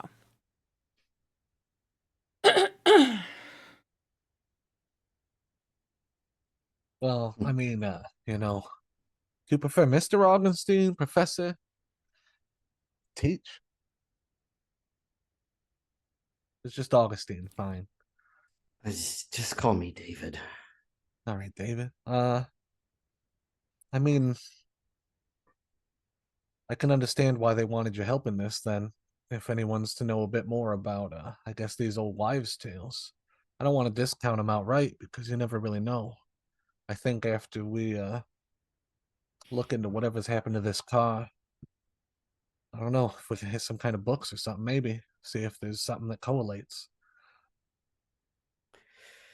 Yes, I have to say, when there's a car with some sort of soil or sediment all over the bottom of it, might make you question your own beliefs in these tales.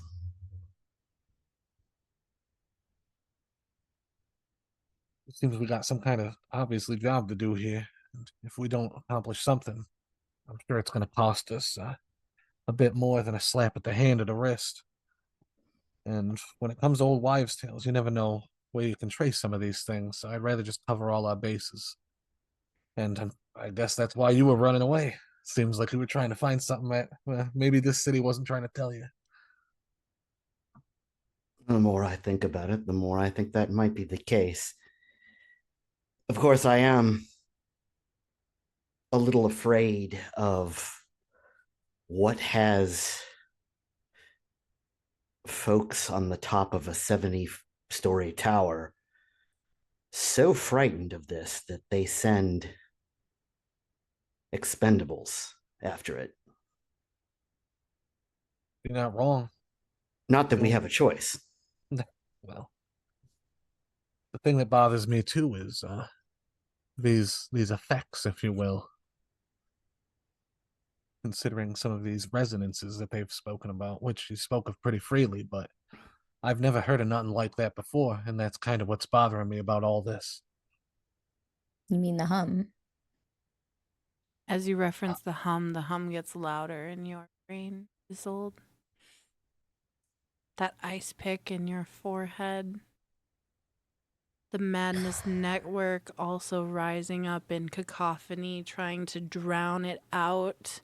Acting as if, though, it's some sort of defense mechanism, but it doesn't do much. Because they are two separate entities within your brain.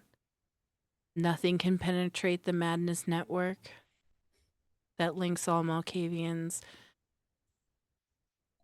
But it doesn't do anything to drown out this deep, primal hum that you hear.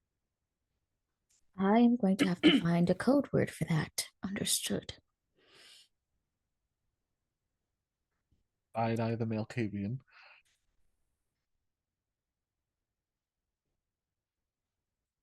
Well, let's hurry and get these samples then. Figure out what's going on. As you say that, there's a knock at the window and the car has come to a halt. All right, let me go get that thing out of my refrigerator. Don't forget the plant. That's the thing in my refrigerator. Oh, I thought that was a scrap of fabric with blood in your refrigerator as well. No, No. our friend took that. Ah, Yeah. Your friend I ate see. it.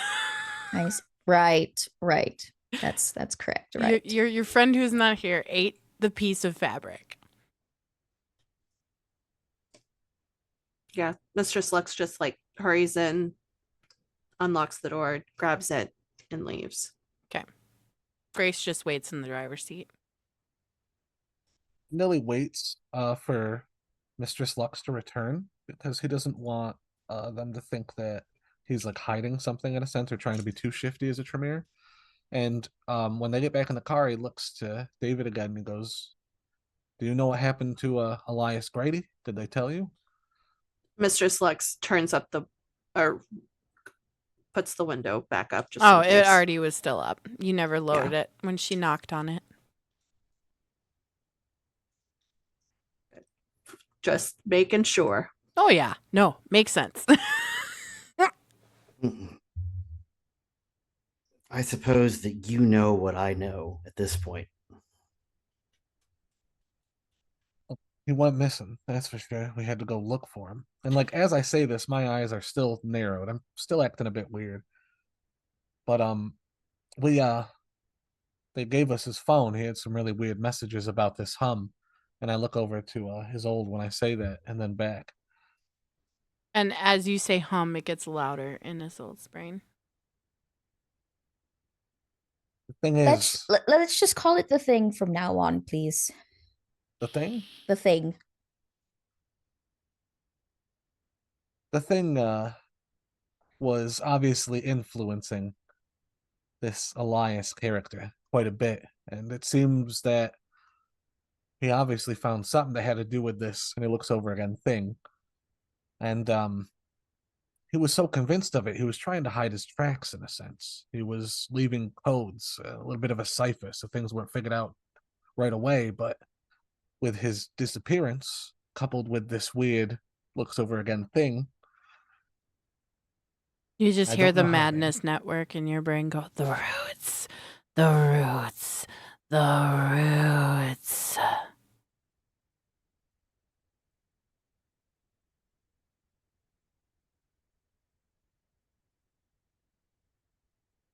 Only Azul hears that, by the way. It's through the madness network.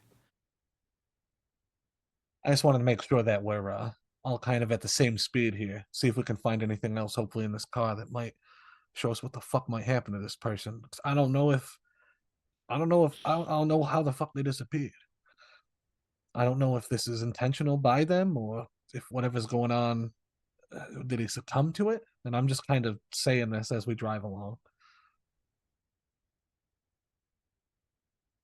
Well, we'll see. I have concerns that he's in the river at this point, but I don't think any of us are going down to find him there. I'm So- fine. You can't make me. I wasn't ruling it out. There was mention of at the meeting of a fight between some yes. mortals. Yes. Grady had found it first, and that's what led us to Pier 12. It was a bunch of just kind fighting each other. Just kind of bestial like. Just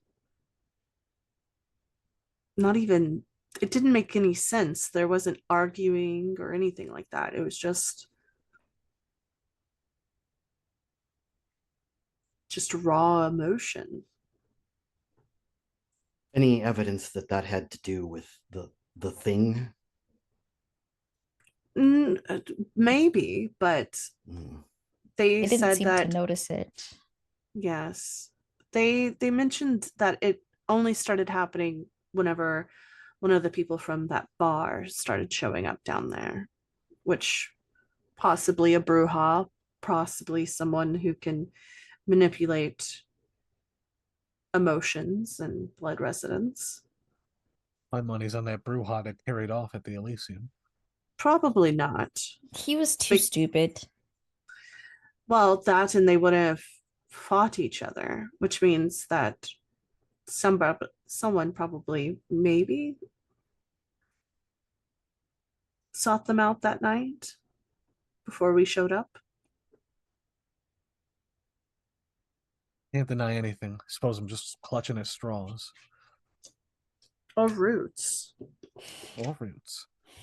And as they say, roots, the Madness Network echoes in that cacophony in your skull, almost vibrating against your eardrums. The roots, the roots, the roots, the roots, the roots. Let's just figure this out as quickly as possible. If that would be great. Okay. You guys would notice that Isolde is clearly unnerved by when you guys mentioned the roots. Are you okay? I know that's a loaded question to ask, but Just ask him, Malkavian. Are you okay? are you okay? Actually, no. No.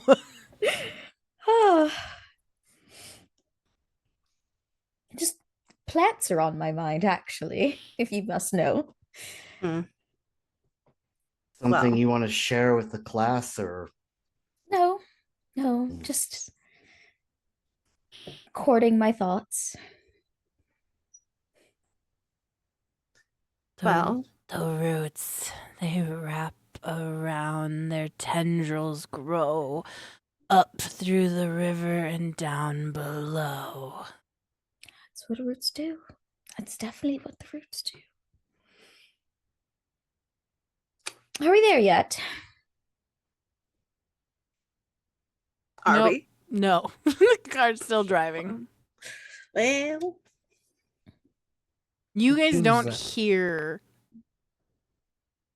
You just hear Isolde's side of that, of her saying the roots, that's what they do.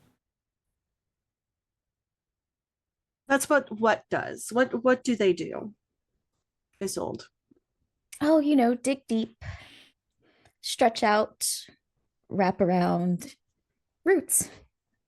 That's what they do. Like a telephone network, in a way. I suppose, or mycelium, fungi, Oh. mushrooms. Parasitic, take over, wrap, roots. Roots.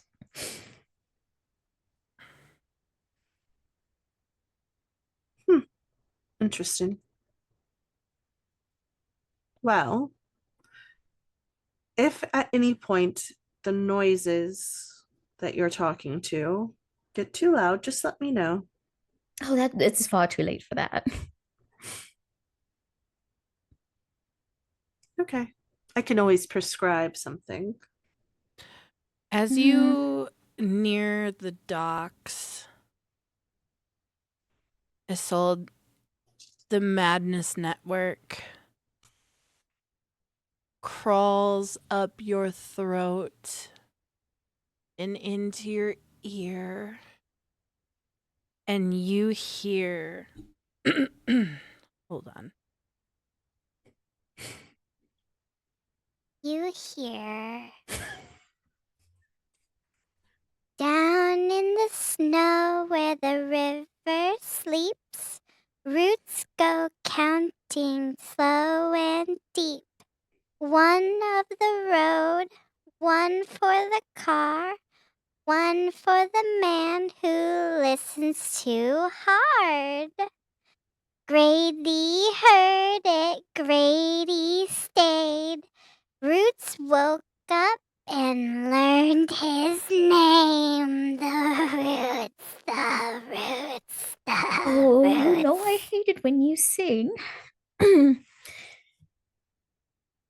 I fear your prediction might be correct. Mr. Grady might be how do you say it, Emmett, sleeping with the fishes? Sleeping with the fishes. That's what they tell me. They say he listened too hard to the thing. And the roots got him. Do I know what that means? No. But that's what they say. The roots got him. The roots, yes. The cacophony is just in your ears, and that sing-songy, creepy voice is just on repeat, like stroking the madness inside of your brain with velvet fingertips. It's familiar, yet disturbing. You find home in it, yet you want to be as far removed from your brain as possible in this moment. I am going to frantically look around the small little cabin area. Does this thing have music? Something else? Yes, yes. She, If you don't mind. Mistress Lux will knock and say, "Put on music, please."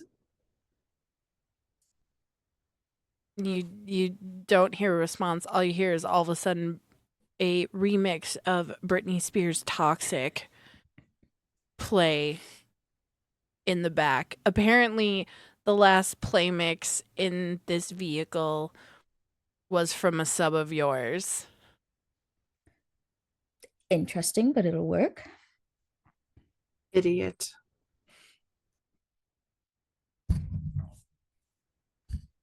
Just jamming out to Toxic. You guys pull Hell up. yeah. You guys pull up outside of Voss Storage, and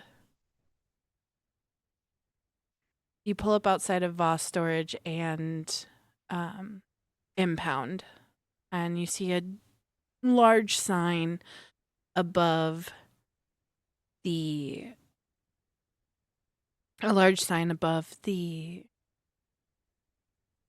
garage door that's there, and you see a smaller metal door to the side. It's your typical warehouse looking building. And there's parking right outside of the door, and Grace pulls into one of the parking spots.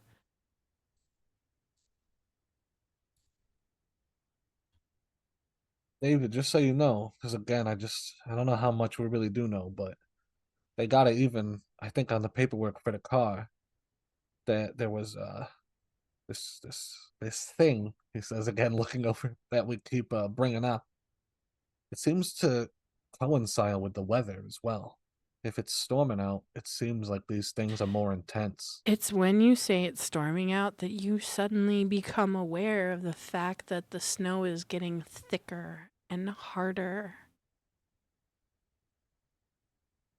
The wind is picking up speed.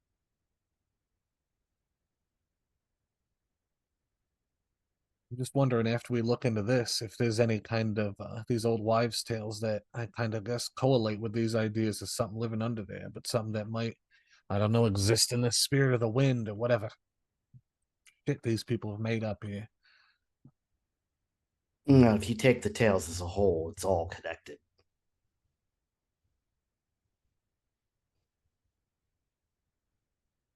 If you take the tales to be true. I mean, we can't rule nothing else out right now. And with that, I don't know if you want to throw me a dex check, but I'm actually trying to get out first again. I'm trying to get into this building first. I mean, if you ask, you will get one. Yeah, no, I'm not. I'm just saying. I'm Dexterity, purposely- athletics, 2 All right. successes required for you to get out of this vehicle.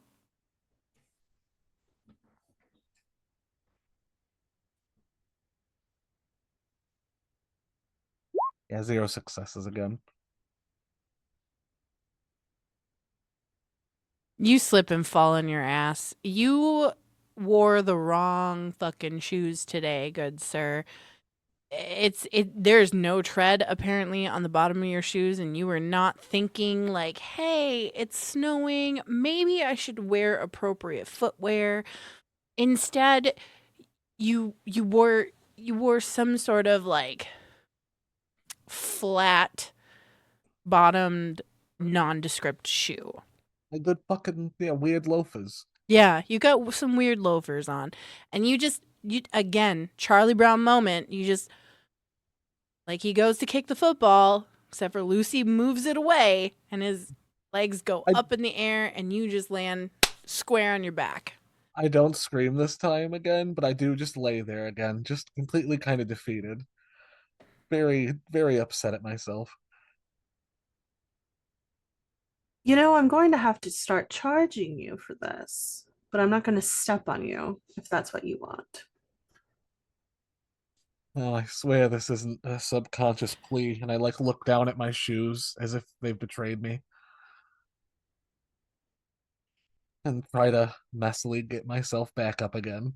See if I can rush over to this door. Did we get any keys, or does it look like the receptionist inside?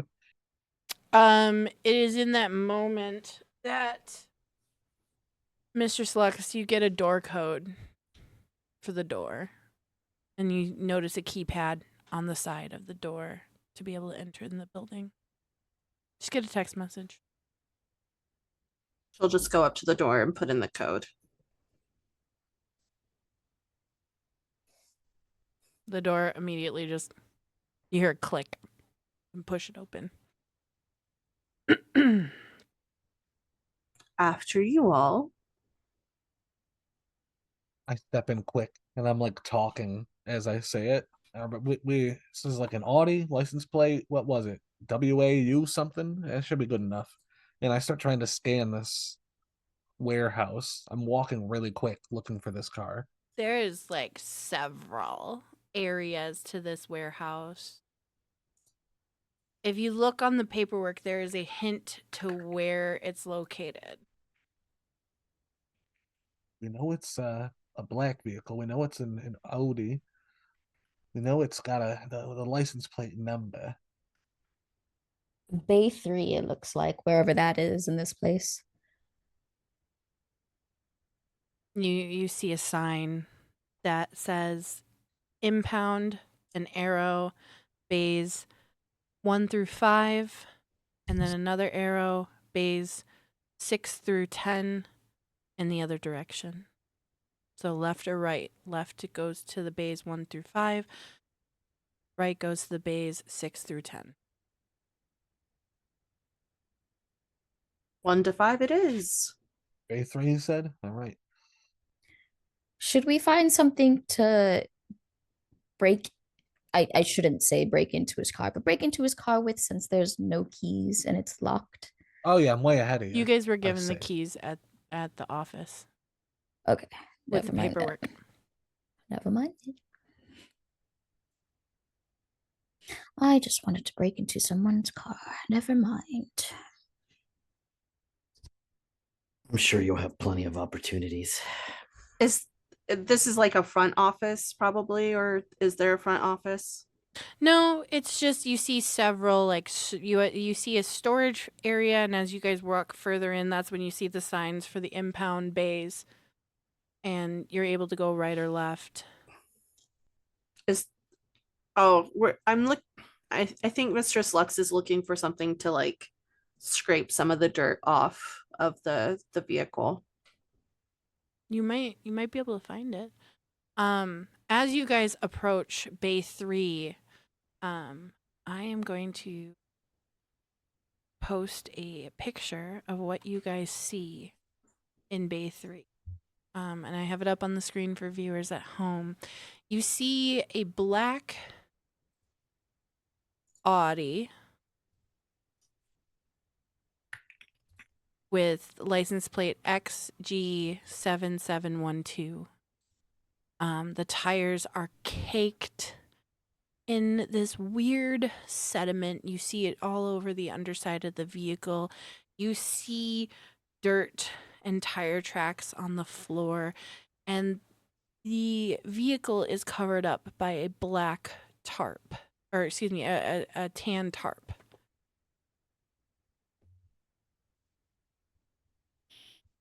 I'm gonna try to approach it really quick, and I'm approaching this with a weird ulterior motive. I know we have the keys, but I want to know if I can kind of walk up to the trunk kind of hurriedly. And I don't know if this is like a subterfuge thing, but I want to compromise the trunk in the sense of like I don't want to break it so it's not gonna work. I mean, unless I get a bad roll. But I kind of want to create like a little hinge. I want something that's able to cut someone because I'm gonna ask August to come and open it after I can try to do something like that. Because I want to try to spill some of his blood and collect some. Okay. So you're gonna need to be stealthy. Yeah. I want to see if I can I just want to let you know my intention with this. And No, I just, no, yeah, see if I can. okay, so I'm this, fine with rolling. yes, you are gonna roll for this, and it's Well, gonna I be mean, to sabotage and then sneak and see if I can get the blood with everyone around me. I just don't want to back down from this messy critical. You know what I mean? yeah, no, I feel it, Okay, so first I'm going to need you to roll. Gosh, what would that one uno momento? I need to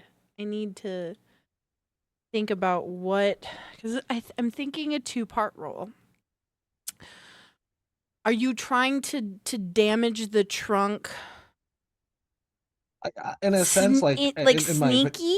yeah, in my vampire mind, I'm trying to be sneaky, and I'm gonna act like I'm going to open the trunk, but I bend maybe the part right above the lock, like where the hatch is, if there is one, or Okay. like and I'm trying to all I'm trying to do is like bend it in so that something like a piece of the metal is sharp enough so that again I'll roll for David as well so he can oppose me because my intention is to try to do that and then be like, hey, I can't get this, David, come and help. Okay. So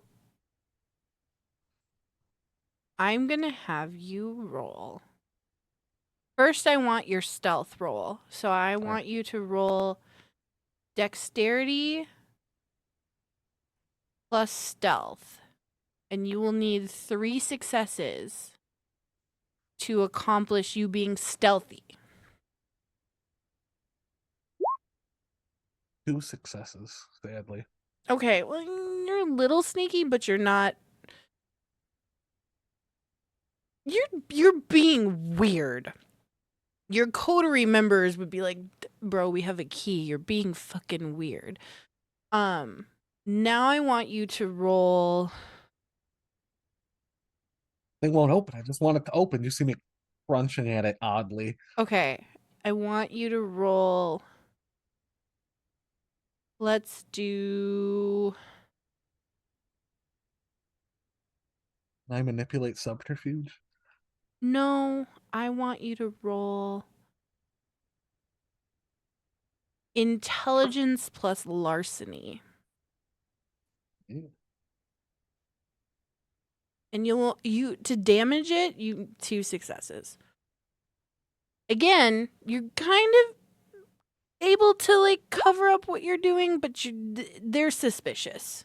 Got 3 successes on it. Okay, so you are able to damage a little bit of the trunk, to pull a little bit of the plastic that surrounds where the trunk latch is, so that it's just kind of a little bit sharp enough. It might prick him. It might get some blood. But it's the best you're going to be able to do for right now. Now, do you want to try and get David to come help you? I can't get this. David, could you? I mean, could you come give me a hand with this? We just got to get the trunk open, right? It's something in Give there. me manipulation plus subterfuge. And then David, if you want to counter roll him, let's do. Oh, what would it be? I'm gonna say wits and awareness to counter. How many him. successes do you want on my end for this? Let's just do a battle of successes. Whoever gets the most successes succeeds. That's 7 successes. Shut the fuck up. I did.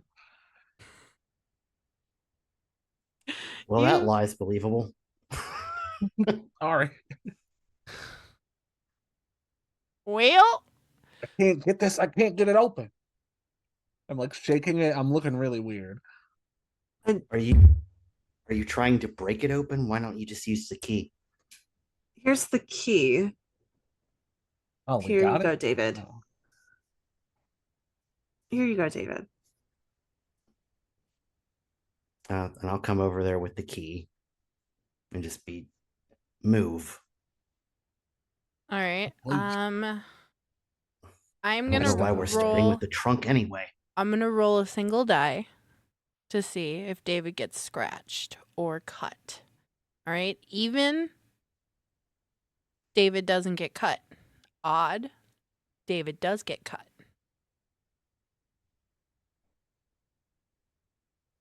It's a 10. So David does not get cut by the plastic that is poking down. You can see Well, the we opened the disappointment. trunk. But yeah, the trunk opens. It just Okay. immediately pops open with the key. Oh, hey, is there anything in the trunk? So in the trunk is where you would find the leather briefcase, the notebook,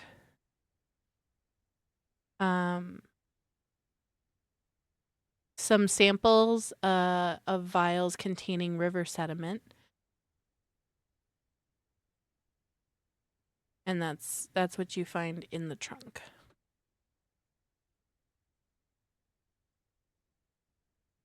All right.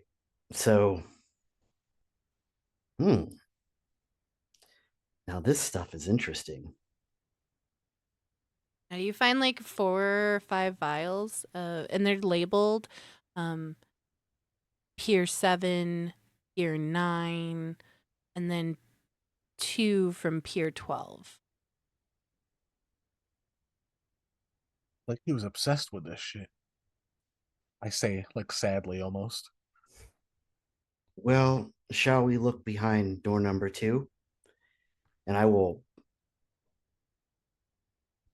put the briefcase on the ground. And it said it was locked. Is it still locked? The briefcase? Yeah, in the paperwork it said the Yeah. briefcase was locked. Okay. Yep. It's just got your Is this- typical like business locks on it. Can I break it, please? Since we couldn't break into the car, I just need to do this one thing. And I swear I'm done. You hear the voice of your trusty skull, who you assume. The madness network has calmed down, but it's assuming the voice of your trusty skull and going, break it, break it, break it, break it, break it, break it, break it, break it, break it, break it, break it, break it, break it, break it, I break just it. have to break one thing. If I can't break open the suitcase or the briefcase, I don't know what I might do. What is Well, going on with people today? Goodness. As much excited as I was to show you all a feat of strength, you're psychotic. Please open it. Oh, I could just break a window. It's impounded anyway. They're not going to do anything with it but scrap it, maybe. No one claims it. Yeah. Just break the briefcase open. Don't break the window. Does Yeah, break the window anybody if you is want. anybody touching the vehicle right now? I think Mistress Lux just after the trunk gets open, takes the keys and is gonna go to the front and try to open probably the front passenger. Okay. I want you to give me Jesus, great. I want Great. you No, don't. Why don't you give me a wits plus awareness roll real quick? Of course. Of course. I'm gonna rouse the blood because that's smart to do. Give me a rouse check. I get hungrier. Cool. Cool. You're at 3. I'm at 3. Tits. Love that. Love So I'm that at for 3 you. hungry. I love that. Love that for me. Love that for you. Add 2 die. Good thing I Great. didn't get cut. Let's see. You Love that. feel your beast coil in your belly, just scratching at the insides of your stomach, begging to be fed. Oh, I hate this so much. What'd you do? Okay, so it's a 3, but one of the, because I have it was 5 total and 3 of them were blood die. Oh, one of them is a skull. But did you get any successes? Yes, I have 3 successes. Oh, then you're fine. Okay. That doesn't do anything as long as you get successes. If you don't get successes and get that, that's when we get into bestial failures or bestial failures. Okay. You, as you're going to put the key in, you lift up the tarp and just kind of lay it on top of the hood or on top of the car. Mhm. And you go to put the key in and go to turn the key, and you notice suddenly, slowly, the sediment that is on the underbelly of the car start to creep up towards your hand. Oh, no. She'll like And back away. that is where we are going to leave this until our break is over, guys. We will be coming back to find out what happens. Great. I knew you were going to do that. After the break, guys. Thank you so much for hanging out and watching St. Ardent by Night episode 2 with us. We'll be back after about 8 minutes. Everybody go grab a snack, stretch your legs. Unshrimp yourself. Unshrimp yourself. Don't forget to tweet out the stream or post on Blue Sky or your Facebook.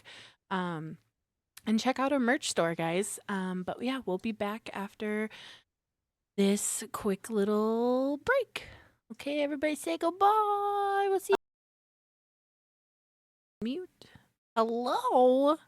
We are back now from our break. Hello, everyone. Thank you for hanging out. But yeah. So, I hope you guys all enjoyed your break. Got a little stretch. Used the restroom. Got yourself a little beverage. I'm sipping on some cranberry lime polar water. Good shit. Anyway. So, Mistress Lux. We come back we come back to our story where you, as you went to unlock the door of Grady's vehicle, you saw the sediment act not aggressively. Like, it doesn't feel aggressive in like a weird malicious way. It's moving towards your hand. What do you do? She's backing up immediately. She's like, we have dirt that's thinking. Hello. What the hell? Right, that's thinking. I run right over and I guess my beast is driving me, so I'm being a bit more foolish.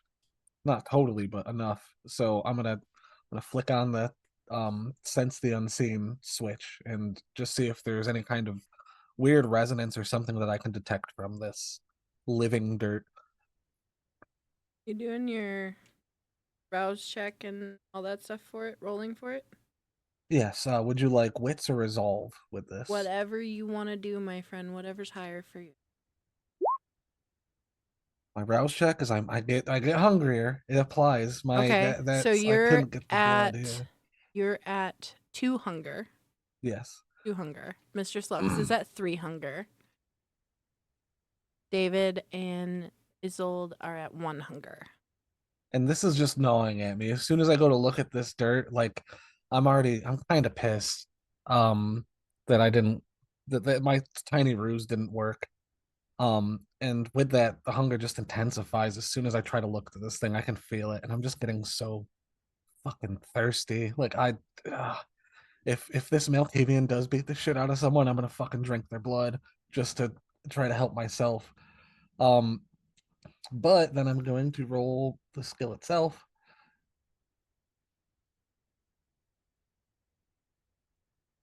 I'm using the dice table here because D20 is weird, That's fine. and I get 1 success, but it was 2 ones with a single success. You got a bestial failure there, my friend. All right. Oh wait, no, not a bestial failure. It's just a failure because you did get 1 Okay. success. It knocks it. It doesn't count, but it's not. That's right, David. Right? If they get 1 success, Yeah, I think it's as long as it depends on the success of the roll. So if they fail the roll and get like a 1 on the hunger die, that's a bestial failure. But if there's not like a set, this is the way I do it anyway. If there's not a set success for the roll, then he's good. okay. I would say you're good. Real So lenient. yeah, well.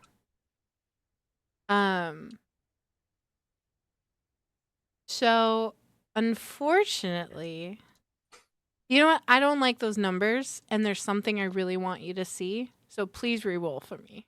All right, I was ready to take in the hum. No, Honestly. no, I want you to see something.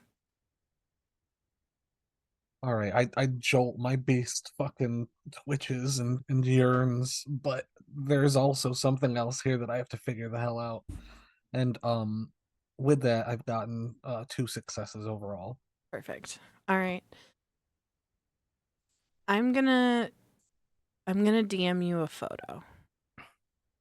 Because not only do you see the sediment moving almost like, have you seen that like kinetic sand, but it's also magnetized where you can move it Oh around? hell yeah. I love that That's stuff. kind of the vibe that you're getting from this. Now I'm gonna DM you this because you're gonna be the only person who can see it. Give me one to DM you this. I will show our audience here as well. But I want you to kind of get your reaction first to send you this.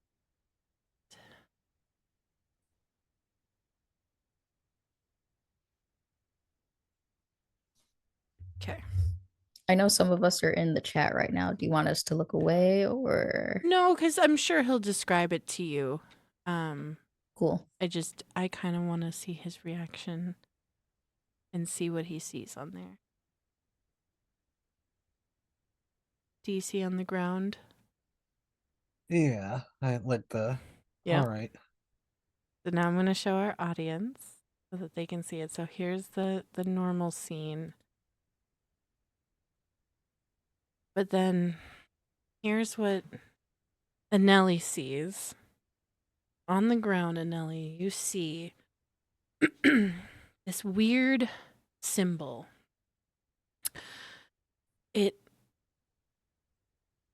It's not, it reminds you of like old like Celtic Tree of Life vibes, but sinister. There's something wrong. It's glowing this faint red, but it seems to be like inlaid into the concrete. And the only reason why you can see it, because that spot is filled with that sediment. So no one else sees this grooves into the concrete. But you see that glow. And upon closer inspection, you get a better look at it. Send you that photo. It's up on the screen as well for our viewers at home.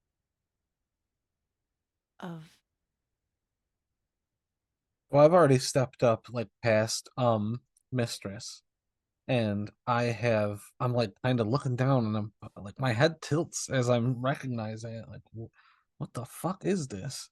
And I kind of lean in, and I don't even like look to the others, and I look at this pattern on the ground, and my mind starts ticking, and I'm like, is this kind of symbol growing with the substance itself? I'm saying this out loud, even though they can't see it. Right. It's just there and it's glowing. And my mind instantly clicks like, is this some House Carna shit? And I'm looking at it harder, and I'm like, this is like some Celtic tree of life, but these are the roots. And I like look up With over him to saying Isolde, roots, yeah, with the roots. Isolde, you start to hear that hum and that battle starts beginning in your brain. And as that battle begins and gets louder and louder and louder in your thoughts, you start to see the sediment creep towards you. Oh, no. And I start backing away from the car. And like I've already looked over when I said that. Do I notice that there's something creeping towards them, or do I just see them backing up? You just see them backing up. So I break my vision from them, and I look back at this symbol. And can I roll anything occult wise to try to recognize this, or is this kind of exotic? It's exotic. All right, I'm just it's gonna. nothing pricks your brain. However, David, actually, let me ask you this. Anili, do you start to tell the group what you're seeing on the ground yet? Yeah, that was right after looking at it. I'm just trying to discern it, and then I'm gonna just be like, "Is anyone seeing this symbol right here? It looks like a Celtic kind of pagan tree of life thing, but it's roots, and it's growing with the sediment." The roots. It's screaming in your coming. brain. They're Isolde. coming. Still backing up, just under my breath. The roots are coming. The roots are coming. The roots are coming. I don't hear it. No, you can't have me. I can't hear the roots. I can't see the roots. I can't hear the thing. The roots, the roots, the roots. Do you want to try and move the sediment from the symbol?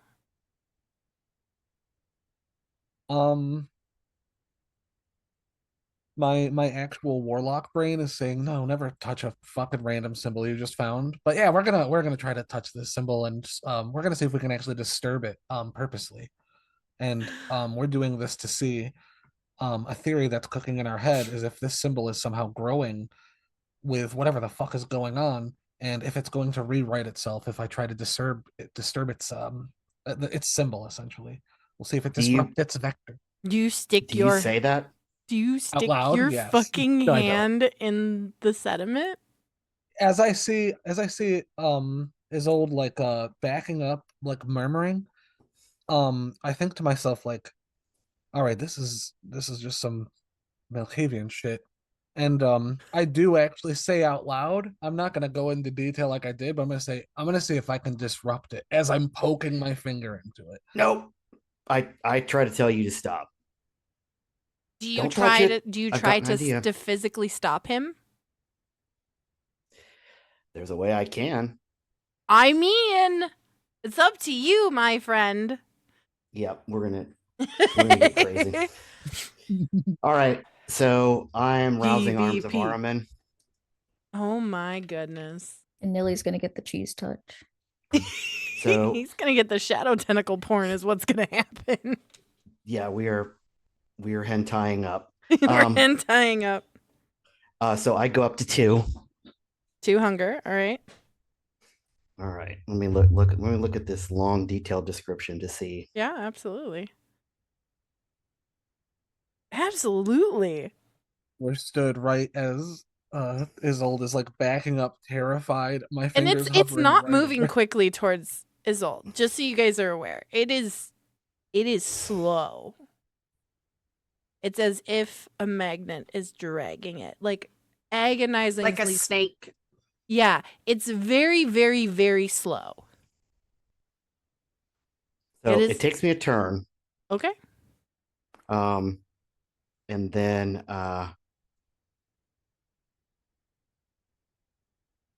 okay, so what I'm doing, I'm trying to do is I'm going to try to summon the shadow tentacle, like right where he said that symbol was.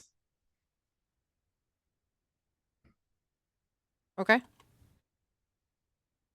And just for the sake of, I don't know how initiative works with this, but if it takes him a turn for the tentacle thing, like I'm just allowing him initiative to have that turn to try to stop me. Okay, that's fine. Otherwise, I can have you guys roll dexterity plus wits. Now, what I will do with it, so what I'm doing with the tentacle is I'm trying to just push him away, not grapple, not do any Okay. damage. Okay.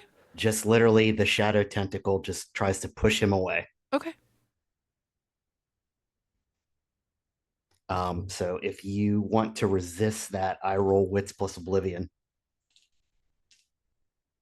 If there's a roll for it, I mean, I can resist it, but I'm fine with just a difficulty. If you pass the difficulty, I'll fly back. I don't mind. Okay. All right, then. Yeah. So what do you want the difficulty? If he's not resisting, I'm going to say, let's say 2 successes in order to effectively push him back far enough where he's not shoving his hand into this. Yeah, as I'm reaching towards it, I'm not like I should be paying more attention, but my beast is kind of like confused in a sense. Like I'm getting hungrier, and I just failed like something I was trying to do that was kind of stupid. And there's this eager Tremere ambition poking towards something he shouldn't be. Yeah, I mean, you want to stick your Oh. hand in it. I got the 2 successes. And Excellent. that's it. That's it.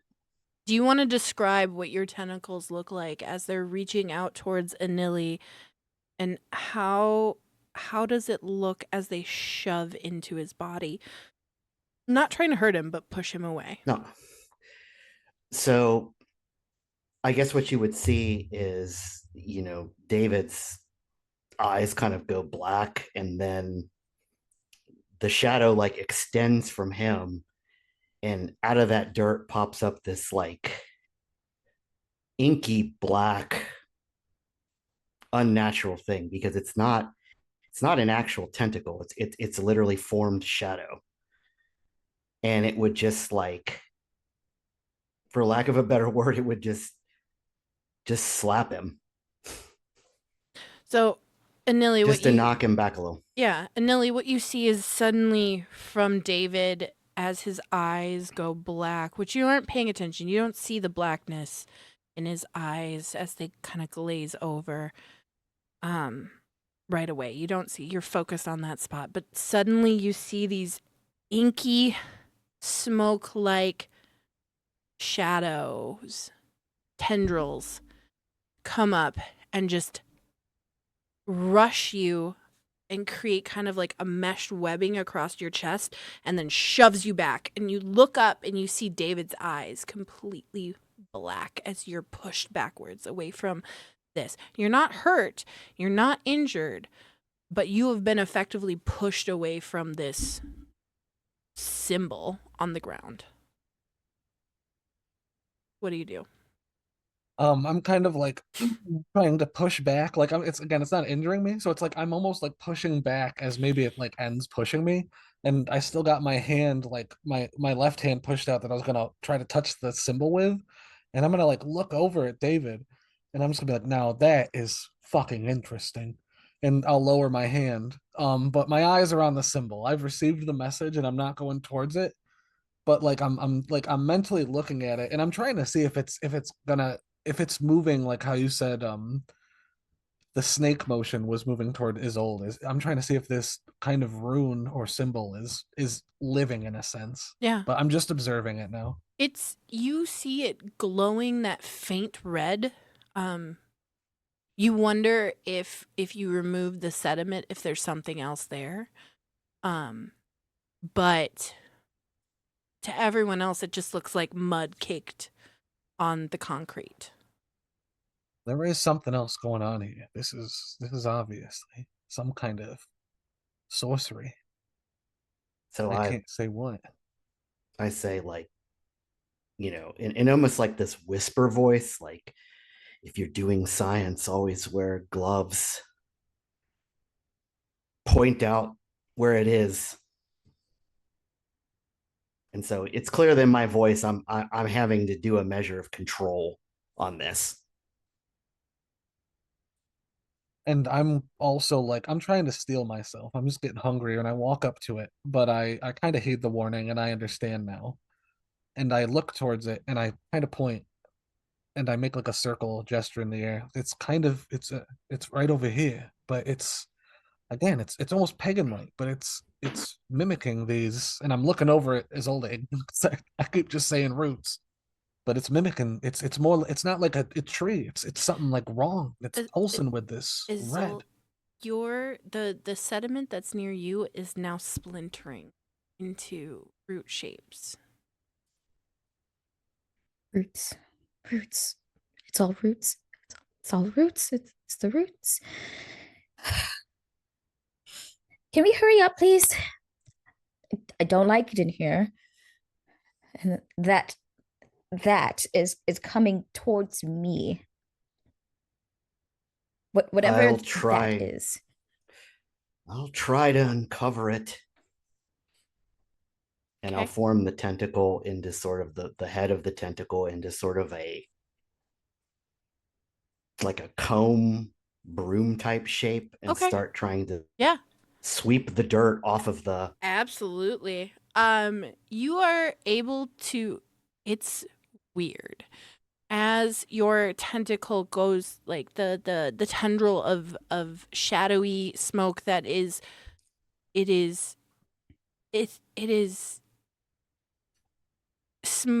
it's like smoke in the sense of the way it looks and moves and acts, but it's solid at the same time. And as you brush the sediment away, instead of it acting like normal dust does, right?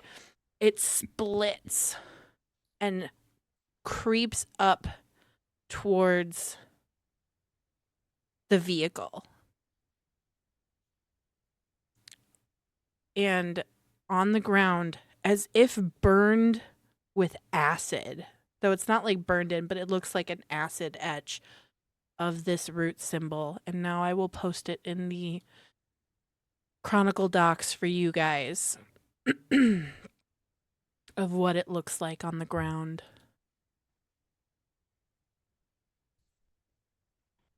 And again, for our viewers at home, I can show you guys the up close symbol. And there's still like dirt and sediment like in the cracks of this, but it's as if this soil like ate away at the concrete here, leaving this roots symbol on the ground. You notice that when it's uncovered, so the roots stop and settle. They're not pursuing you anymore.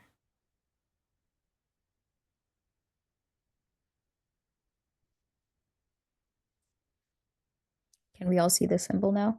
You can all see the symbol. It's not glowing for you guys like it's growing for a Nilly, but you guys can clearly see the symbol on the concrete now. What the fuck is that? Is an intention.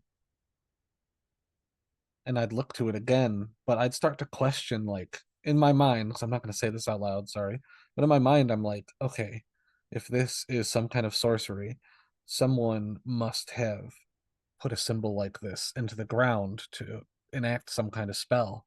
But there's part of my mind that's racing. Did the dirt make this kind of image? Is this living aspect of the river some kind of sorcery that lives through these roots, these veins?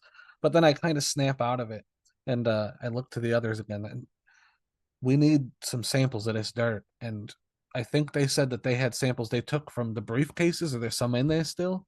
We gotta, I don't, we gotta look at all this. We gotta see if this is repeatable. And I think it's storming out right now too. Do So like, you try to get samples off the vehicle? I would, but I'm just saying it out loud because I don't Okay. want to just go and touch shit again. Fair. Yeah. We gotta get some Is- kind of sample. Are the I'll turn- keys? I was about to say, are the keys in the door still? Like, did they touch the keys at all Nope, they didn't as touch. they were going up? Nope. It was so slow, and it's now seemed to, since moving it away from this symbol on the ground.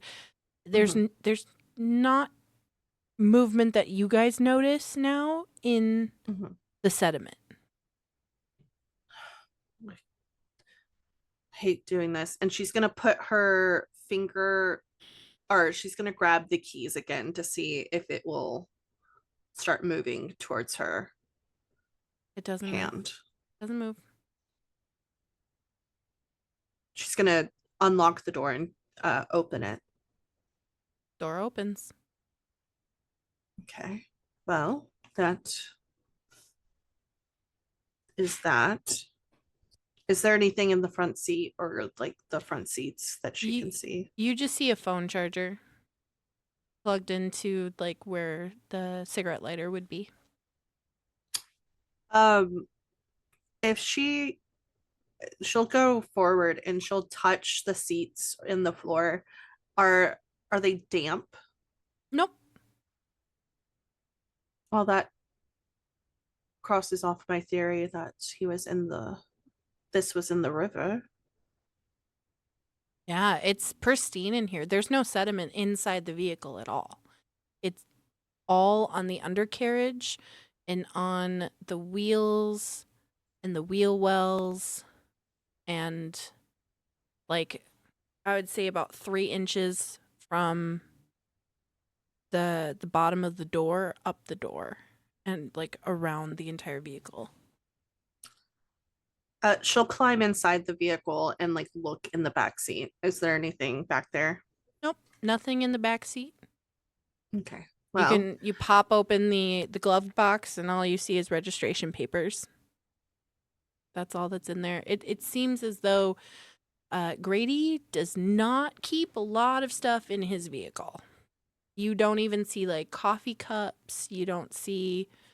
He's got like one of those little waste baskets that attach to the center console, and then there's like a tissue. That's it. well, the vehicle is clean inside, so, and it's not wet.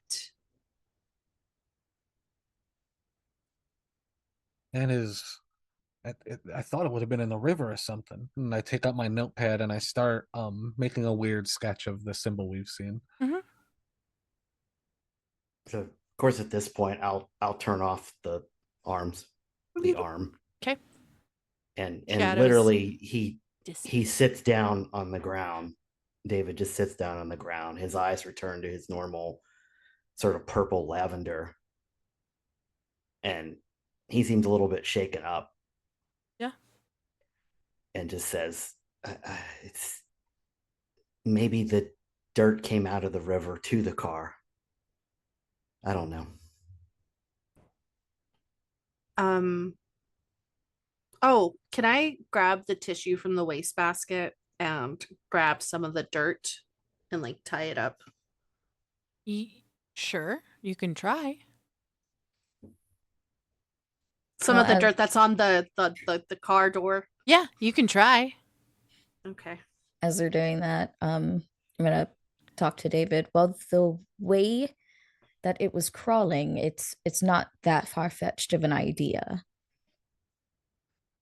And it seems it's clean inside the car, besides the undercarriage and wheels. It's definitely an idea.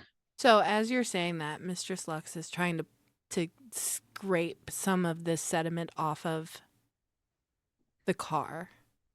It's not budging off of the car. It's not moving. And that's when you notice that the tires are somewhat sunken into the concrete in this space. You didn't notice it before. There was too much weird shit going on. But you look down at the tires and they're sunken in as if this car was set on this concrete before it had finished curing. But that's not possible.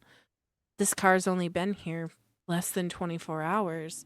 This warehouse has been standing here for much longer.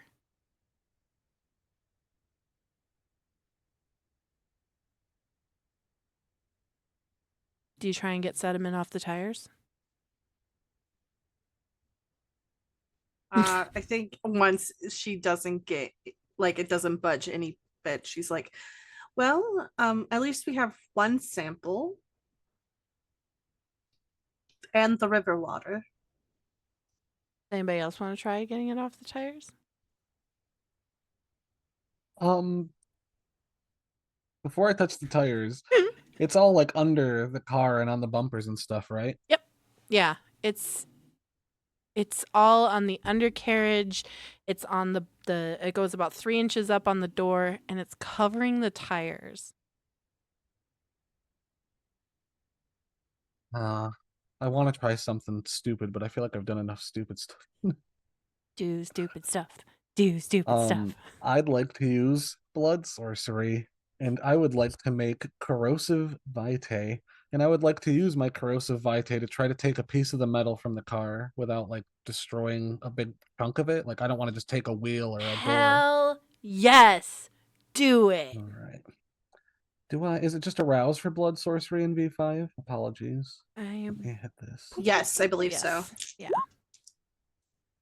Do Yeah, it. I am hungry. do I'm up it. to 3 hunger. Jeez. But I Right. kind of make You a fist poor, with my poor hand, or not a fist, I like dig my nails into my palm, Mhm. and I kind of go up to the car and I like let my corrosive vitae drip onto kind of the front bumper a little and try to get it so I can basically get a little piece of this dirt, like, and Yeah. like the metal or the bumper, the Sure, plastic or whatever. Fuck yeah.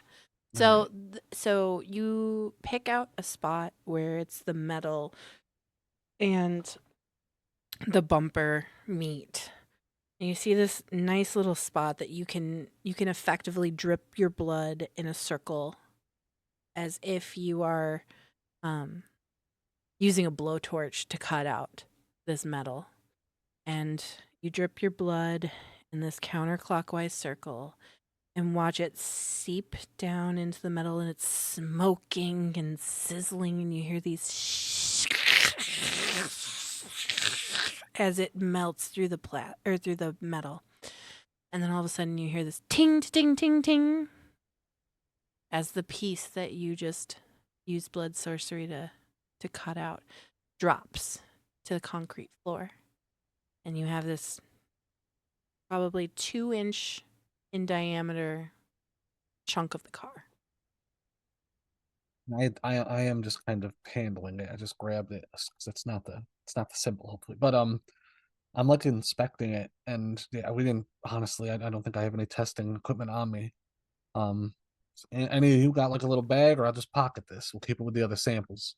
We'll keep it with the other samples and we'll go back to the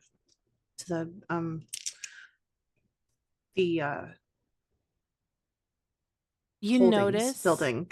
You notice as that piece falls off, it kind of hit the tire, and some of the sediment flaked off the tire, but it did not flake off the metal at all. All right, wait a minute. You've seen that? Like it dusted up, and I go and I scratch at some of the sediment from the tire. It just flakes away off the tire. If on the rubber aspect, Yeah. scrape it, just flakes right. So I still pick up the metal and I go, all right, so I guess it binds a certain components, possibly maybe organics, even if they're refined. And I hand over the piece of metal. I'd be like, we gotta. The thing is, we gotta do some kind of timed experiment with this too, because we need to observe this stuff during a storm and during, I suppose, calm weather. Sure. So are we taking the metal piece and the flanking bits of sediment from the tire? I don't see why not. Little flakes. And I'm like scratching them off. Just as long as I'm not handling it, that's fine.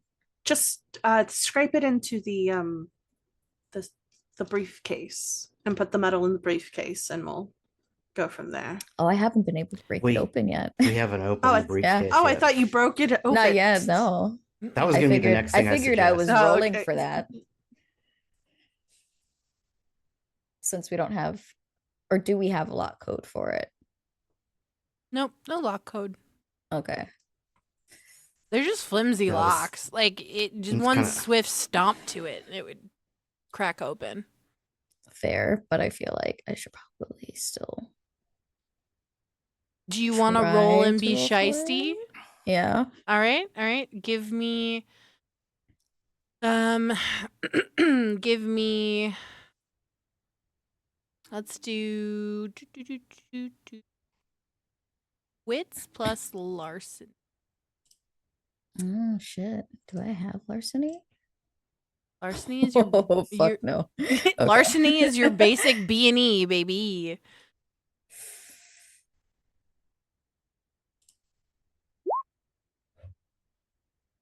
No. Nope. Yep.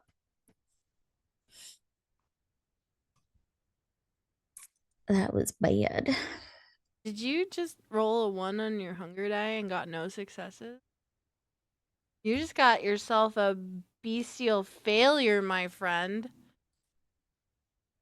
Yeah. So you're sitting there and you're trying to like shimmy like a nail file underneath the lock to get it to pop free.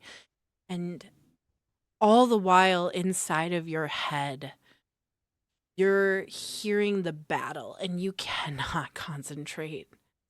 This should have been a cakewalk. This should not even have required you to do much, but your beast is getting irrationally pissed. You're hungry. You rage in this moment. And you're just the cacophony inside of your brain is you have this the hum is getting louder and louder and louder as the voices inside of your head are like the roots, the roots, the roots, the roots, the roots.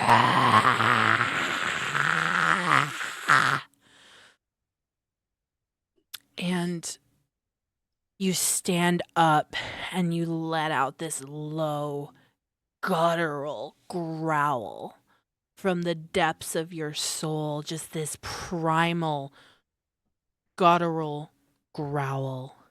And you pick up the briefcase and you throw it against the metal door.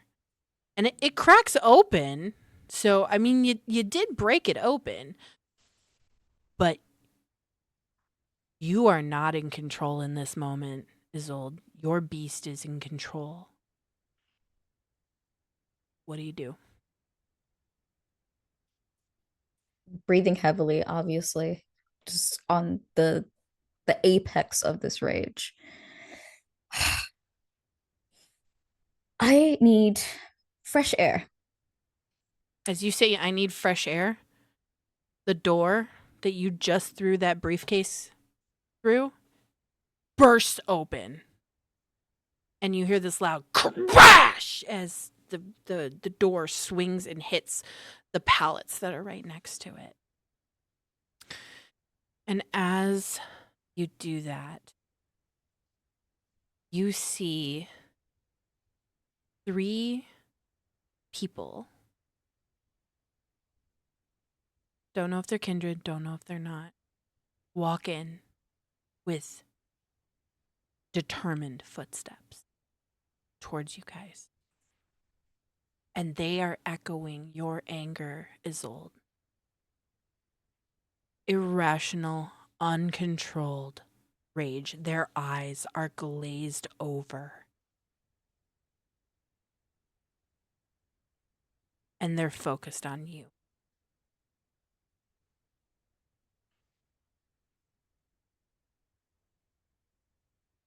What do you do?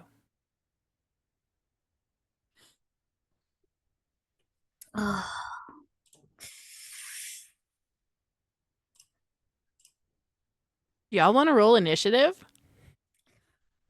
Yeah, That's let's the only rock thing and we roll. can do. Rock and roll. Y'all want to roll initiative? I think we're fucking stuck. Ooh. We're stuck like Chuck. Oopsies. Oopsies. Well.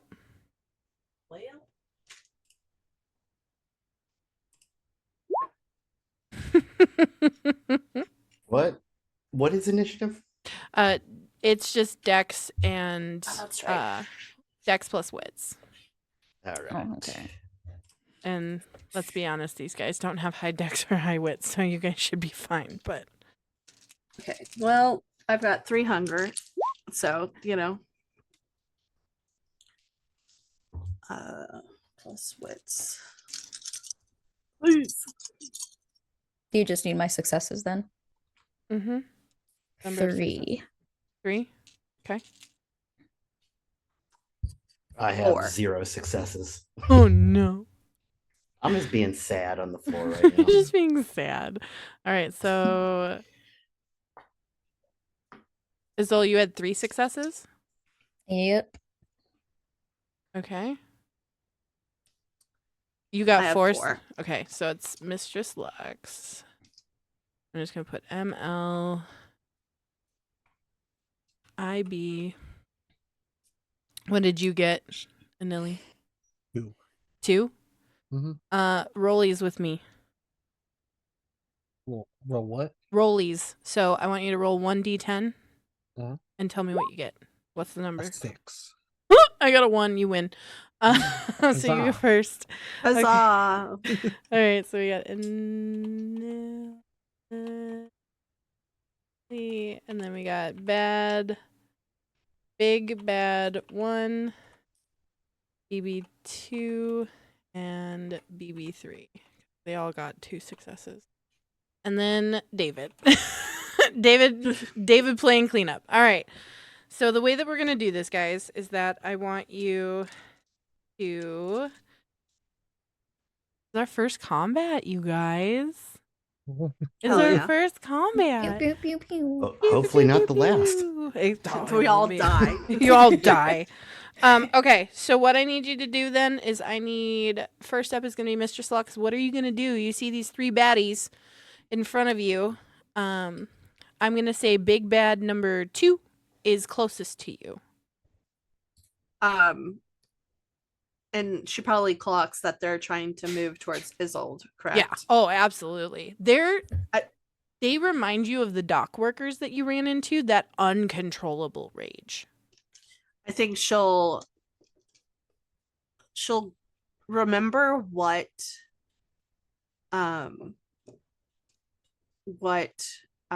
Sister Edith did, and she'll put on awe one more time Sure. and just run out in front and say, gentlemen, what's the issue?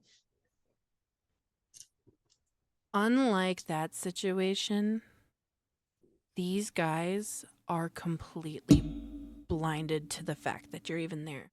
All they see is rage. It's as though awe has no effect on them. She'll just go, well, that wasn't what I expected, and then punch the one coming closer to her. Fuck yes. Give me a strength plus brawl. Yeah. Oh, I was gonna say melee, dex and melee. I mean, are you trying to hit him with a knife? Do you have a stabby on you? I could. I'm gonna be nice. I'm gonna roll this dice. If it's even, Actually, I have my whip. I'll allow it. I'll allow it. So- Yeah, absolutely. Fucking whip them. Then I need dexterity plus melee. And are you calling the shot or are you just general aim? I think she'll like whip it around and try to I think she'll try to hit the one closest to her. Okay. I'm gonna say you need 3 successes to succeed.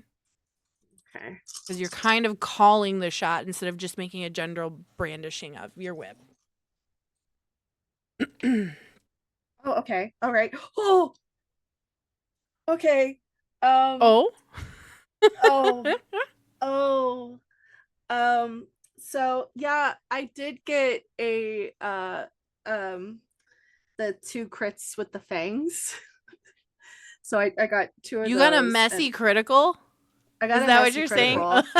So 4, so 7. So 7. Jesus. Okay. Mistress Yeah, because Lux. so it's 3 regular successes and then the messy critical, which is your 4. your beast was just disrespected in that moment. They didn't respond to awe. Do they know who you are? Do they understand that they are standing before Mistress Lux, the premier dominatrix of this city? Your reputation precedes you. There is no reasonable explanation other than they just disrespected you. Your beast coils. It's already hungry. And it coils up in your stomach and releases its rage through your arm, guiding your whip as you crack it against big bad number 2. And it coils around his leg as you slash into it. And when you pull back, his legs are ripped out from underneath him and he slams into the concrete, knocking his head back. So that's 8 damage because the whip is a +1. 8 damage. I like it. All right. He's still standing. Well, he's on the ground. He's still up, but he hurt. he real hurt. He got ouchies. He got big ouchies.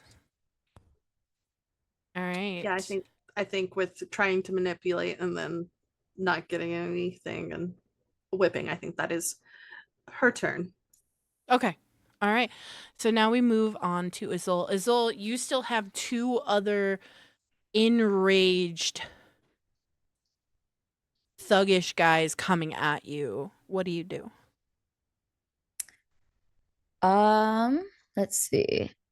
I am gonna try to get behind. Do you attack 2 or 1? She attacked Big Bad 1 or 2. Okay. Big Bad number 2. That was Okay. closest to her. So you still have 1 and 3 coming at you. Gotcha. I'm gonna try to get behind number 1 and like hit him in that sweet spot that usually knocks people out if you hit it the right way. Hell yeah. That like right at the base where their brainstem is. Yeah. All right. Sure. Why not? Are you doing it with a fist? Do you have a weapon? Do you want to use that nail file you had? Well, do I want to kill him I mean, or attempt to? Let's see. it's up to you, my friend. Yeah, why not? Let's use the nail file. Cool. All right. So I need you to give me a dexterity plus melee. I need you to have 3 successes because it's a called shot. How many successes? 3. Exactly 3. Nice. So you manage to Malkavian, like, whip around him, and you take that nail file as you go towards his back, resting your hand on his shoulder, and you just jam it right into where his brainstem is. And I'm gonna say the guy drops dead. He's human. Fucking shanked you, mate. Like there's even if you roll low damage on that, that's still going in far enough That's to right in the destroy you. jugular. Yeah, you're gone. You're dead. You're dead at that point. So big bad number 1 is down and already knocked out. All right, so now it's Anili's turn. Anili, what would you like to do? I was thinking about ripping off the car door to use as a shield, but I'm not a Bruja, so I don't think I can pull it off gracefully. So I'm gonna do what I'm best at, and I'm gonna try to hide. I'm gonna try to sneak behind one of the cars or the barrels, and I'm gonna actually try to hide. And I'm gonna do this with the intent to try to like maybe pass a turn or something, but try to find some kind of vantage point or something somewhere I can kind of sneak in and do a, where I can do my bit, or I can just cower and hide in fear. Perfect. All right, give me Dex plus stealth. And I need in the middle of combat, and they're clocking everybody right now. I'm gonna need you to have like 4 successes, good sir. 5 successes. A messy critical, actually. Jesus, your beast is focused on self-preservation. You're starving. You want to wait this out until they're a little weaker so you can sink your fucking fangs into them. So you scurry around the front of the vehicle, kind of close to where you actually did your little blood sorcery and cut out that piece of metal.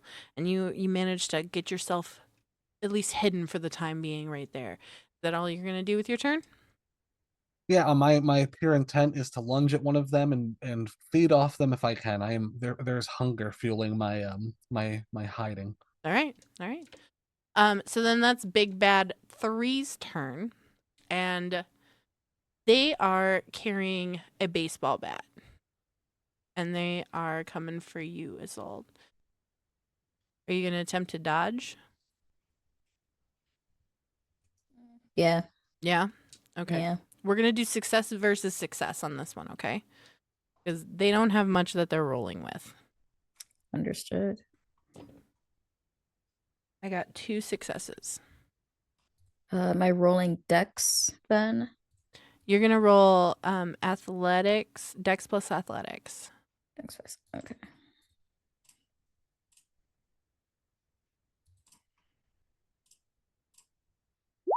For success. All right, you successfully. This guy swings fucking wide. His rage is not allowing for accuracy in this moment, and he swings the bat around and actually whips himself so that now his back is facing you. And that'll complete his turn. And we've already got Big Bad on. Big Bad 1's dead. No, yes. Big Bad 1's dead. Big Bad 2 is on the ground, and that'll bring us to David's turn. So do we know they're human? You don't know for No. sure. Okay, well I'll just do this the old-fashioned way. I'm gonna rouse prowess. Okay. I succeed on that, and I'm going to rouse my strength. Okay. I get hungrier, So you're at so I'm hung 3. Should 3 be. hunger. You're real hungry right now. They looking kind of tasty. Oh, well, good news about my intents. It's like, yeah, I just kind of stand up. I'm like, oh, for fuck's sake. And I will charge the one that is still up. I assume the one with the baseball bat. Yep. And I will slug him as Yes. hard as I can. You're gonna just punch him?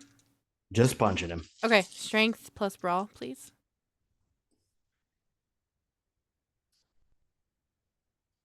4 successes. Jesus Christ Hold on. I'm gonna roll and see if he dodges. I don't think he will. No, he does not dodge. He fails his roll. So you catch him off guard and just slam your fist right into his cheek, and his head And that whips over, exposing his neck to you. so I think he takes okay, so that would be 2 damage just from lethal body plus whatever the difference is. And So he takes 5 damage. okay. I mean, he's hurt. Um He's not unconscious, but he got his bell rung. all right. Okay. So, yeah. All right, that brings us to the top of the round then. Mr. Slux. I think Mistress Lux. Mistress Lux is going to try to hog tie. Not well, yeah, hog tie the one that's on the ground. Big bad number 2? Yeah. Absolutely. Big bad number 2. Yeah.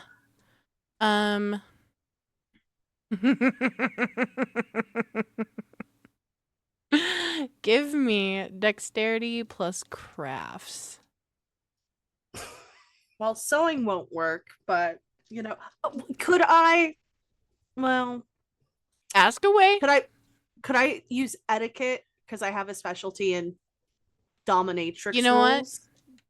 Let's do dexterity plus etiquette. Fuck it. Why not? This is our game.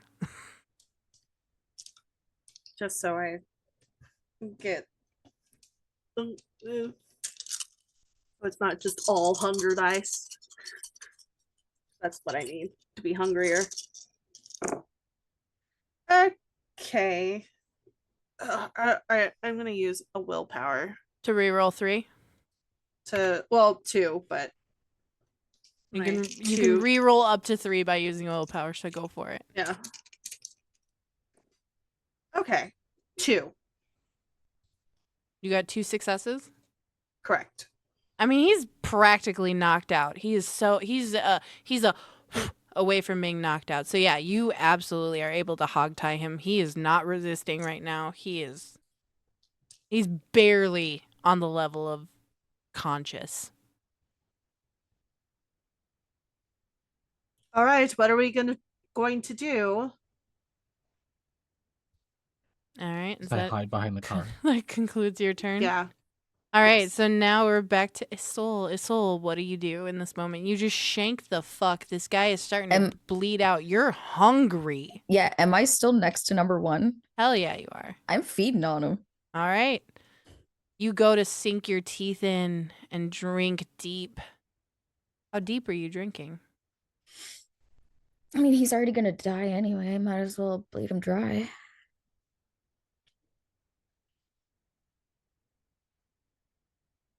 Oh, you want to do this? Because you're gonna have to. I'm gonna need you to roll to see if you lose humanity, my friend. YOLO. All right, so Soul, you drink deep, and you drink and drink, and normally you hit that point where you would stop, but you don't. You keep going. You've never allowed yourself to go this deep before. The light is fading from his eyes, and you are taking exquisite pleasure as it dims, and the blood. You've never, since being turned, you've never felt full. There is always a hunger that never, ever leaves you alone. What are you feeling in this moment while I pull up what this roll is? I'm feeling elated. I'm feeling fulfilled. A longing has been reached. What does it remind you of? It reminds me of Mom. Like a warm hug.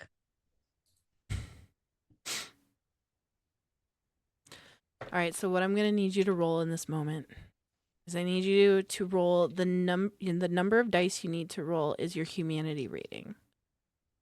Difficulty, you have to get a 6 on the dice. You need 1 success so that you feel remorse and you will not lose a humanity point. However, if you fail, you will not feel bad about it at all. And you will lose a humanity point. So how many Okay. humanity are you at right 6. 6 humanity. So I need you to roll 6 dice. I need you to get at least 1 success. How do I do that on demiplane or roll 20? Either one. It should have like the ability to do on roll 20. It should have the ability to do a humanity check. I've been rolling on demiplane, so I don't know. Will those be D20s or D10s. Always D10s? Okay. D10s. Yep.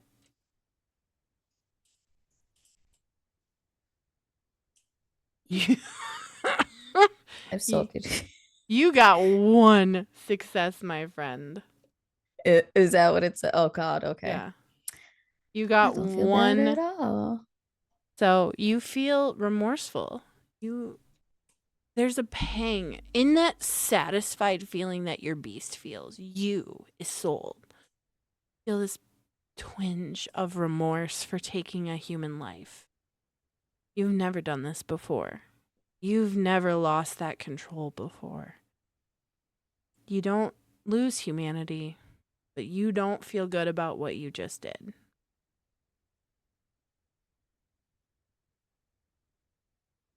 But you go down to 0 hunger, my friend.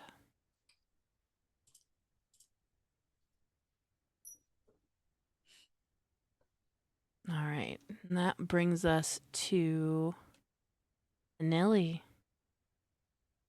After that bestial display of his soul draining this mortal dry. Would I actually do a humanity check after watching this?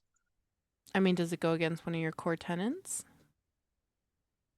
Not necessarily, but it's fucking brutal.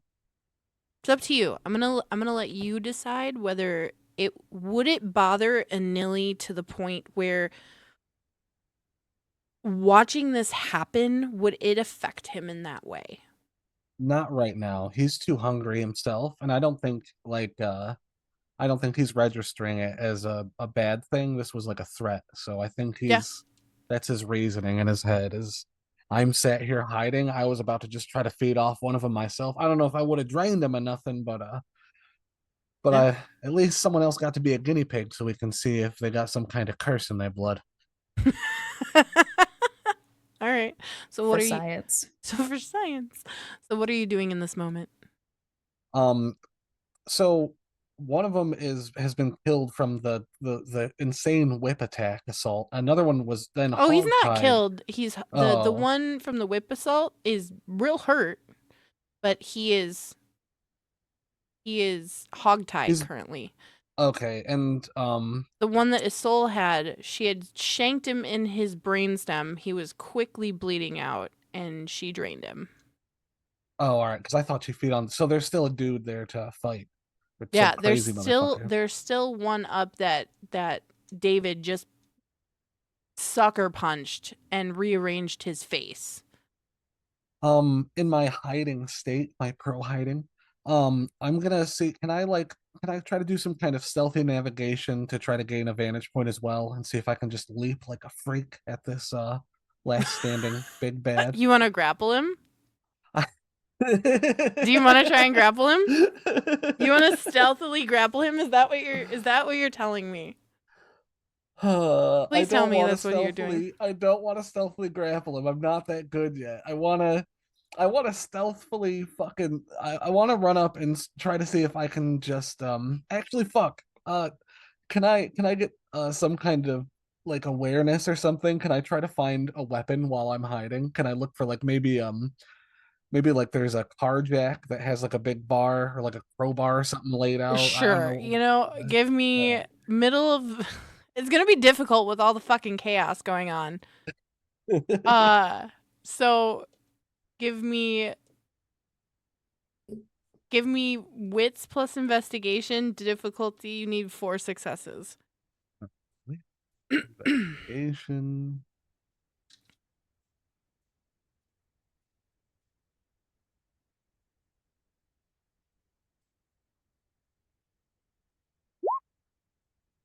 Oh, damn it. 3 or 4. So you got 3 successes. Yep, not enough. You can't find anything, man. It's just there's just really nothing in this in Bay 3. It's not like they inspect the cars here. It's not like it's the auto shop. It's just where they store them. Fucking damn it. I think I'm gonna use that as my action, is finding something and remaining a coward, hiding, looking for my Perfect. opportunity moment. All right. So that brings us to Big Bad, who just got sucker punched. He is now turning on you, David. He's going to go ahead and try and tackle you. You want to try and dodge him? Where do I want to? Or do you want to grapple him? Do you want to Is grapple that a him? grapple? I mean, Yeah, we'll call it a grapple. Sure. I'm hungry. I'll wrestle him. Yeah, let's do it. Okay. I'm going to roll and see if he's able to tackle you. And then if you get more successes than I do, which you probably will, because I'm only rolling 3 dice right now for him.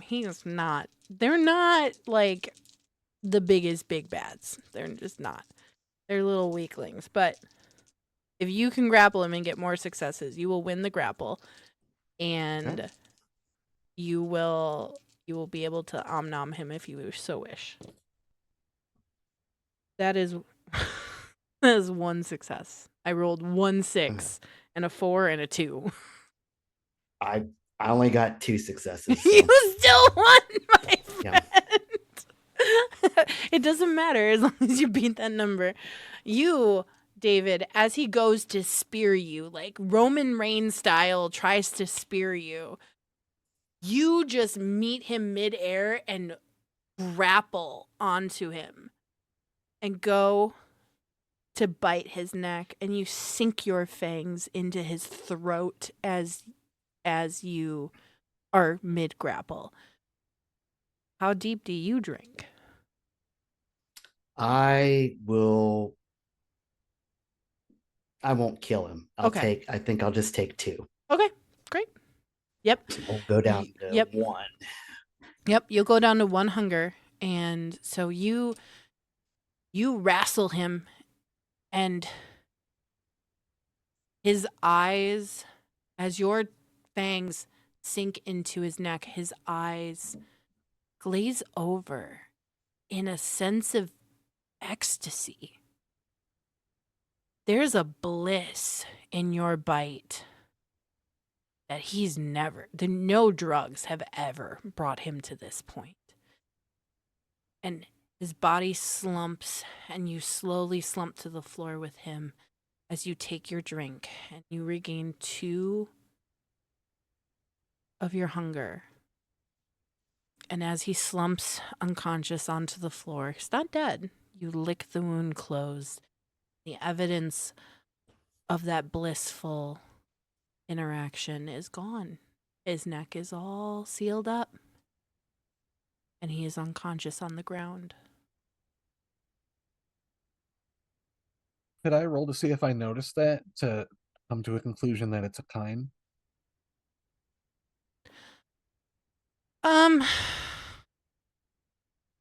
Yeah. I mean, I think at this point it's pretty obvious. I don't think you even need to roll for it. They didn't have any super like big powers. They weren't using it's not like they were hunters. They didn't bust out any like weaponry. They were just your run-of-the-mill thugs, probably breaking into storage units, and somehow this blood resonance of whatever's affecting the sediment sent them into a rage. And when they heard the clamor against the door, of Isolde throwing the briefcase is when they came towards you guys. I think like as I'm hiding in the back, I'm coming to like that kind of conclusion that like, all right, these are some of those like those same kind of resonance freaks, kind of like they're just kind, but they got that whatever the fuck was happening to them down at the pier. And but like I'm just whispering this to myself in the dark, watching this unfold. What are the rest of you guys doing right now? You have one hogtied who's barely conscious. He's not making any fucking sense. He when he fell and hit his head on the concrete, you scrambled his brains pretty damn good. You've got one dead, and you have one unconscious, just having been fed on. I think seeing what's going on, Mistress Lux just looks at the individual and go, well, I am hungry. And Right on. not to zero, just You gonna take 2? yes. Yeah. All right. He bitch, what are you fuck? And he also, as your fangs sink right into his veins, he enters a state of bliss and his body goes limp against the hog tie. It's almost like everything bows because his body is no longer holding him up. And you drink your fill until you are mostly satisfied, but not all the way, not daring to tempt your humanity in that moment. You release him, and he's still in a blissful, dreamlike state. It's like the best Molly he's ever had. Lick the wound closed. Step away.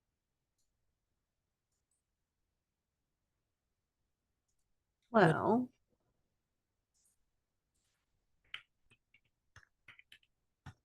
how I wonder if we could take him with us. I don't see why not. I say, step into the shadow. I think that we should. Test These things. gentlemen might be evidence. When he says Exactly. that, I'm walking over towards where the briefcase went flying and try to pick it up, and I walk like over the corpse of Isolde's victim, and I like eye it, and I look to her as I'm going to pick up the suitcase. I'm like, so since we're in this together now, like, you ever got rid of a body? Oh, I'm just kind of sitting there. I'm like staring down at him. I faffoed hard. Yeah, you feel the grips of remorse at your full belly. You're be satiated. Yet, you took a life. This could have been one of the street urchins that you watch over. You don't know. You don't know if this is one of them grown up, and that is eating at the back of your brain at this moment. The Madness Network, whispering the roots, the hum there, but there's something about this moment that dulls that. Because you just took a human life. How is Azul presenting that to the rest of the group? How does she express remorse? Absolute denial. He was going to kill me first. I had no choice. He was the noise, the roots, anger, the blood. He was going to get me first. I had to. I had to. You understand, right? I had to. He was going to get me first. We've all been there. Don't worry. Well, You all can tell some that of us. Isolde is extremely shaken up by this. Her words are not matching her facial expression, the tremor in her voice, the way her body moves.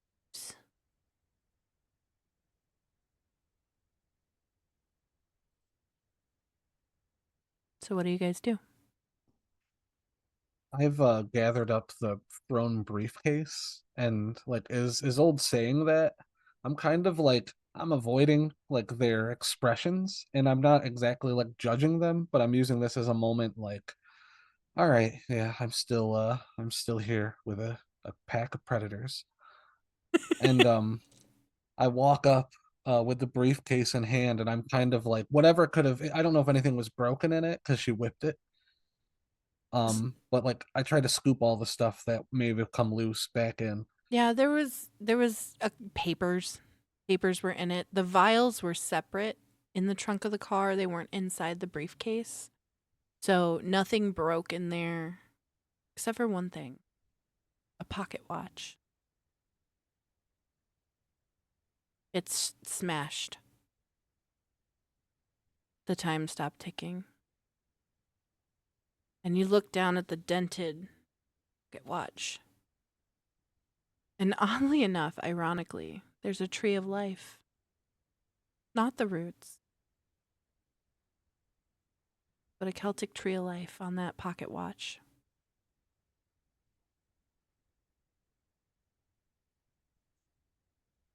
I kind of like I've got the suitcase in hand, and I guess I'm holding the pocket watch looking at it because it was the only broken thing. And while everyone's kind of stood around collecting themselves, I kind of hold the pocket watch up and let it dangle. I'm like, hey, what are the odds of this? A tree of life, and with the symbol. I mean, you all saw it etched in, but seems like seems like this Elias was pretty deep into whatever the fuck's going on here. Somebody give me This- a wits plus awareness.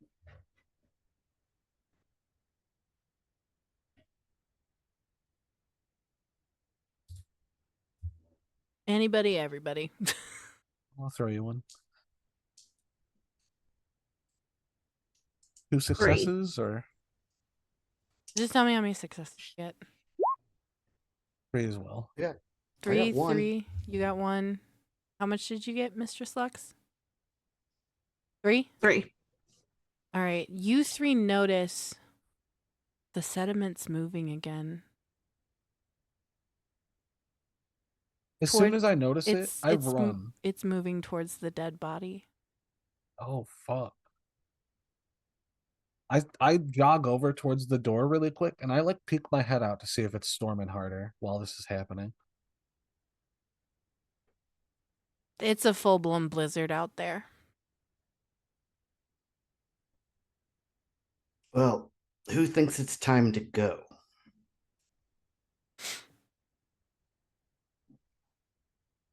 Yeah, we should definitely get a report in before we try doing anything else a bit more drastic. But again, they're not going to pick this body up for us, I don't think. So we really need to get rid of some of this evidence too.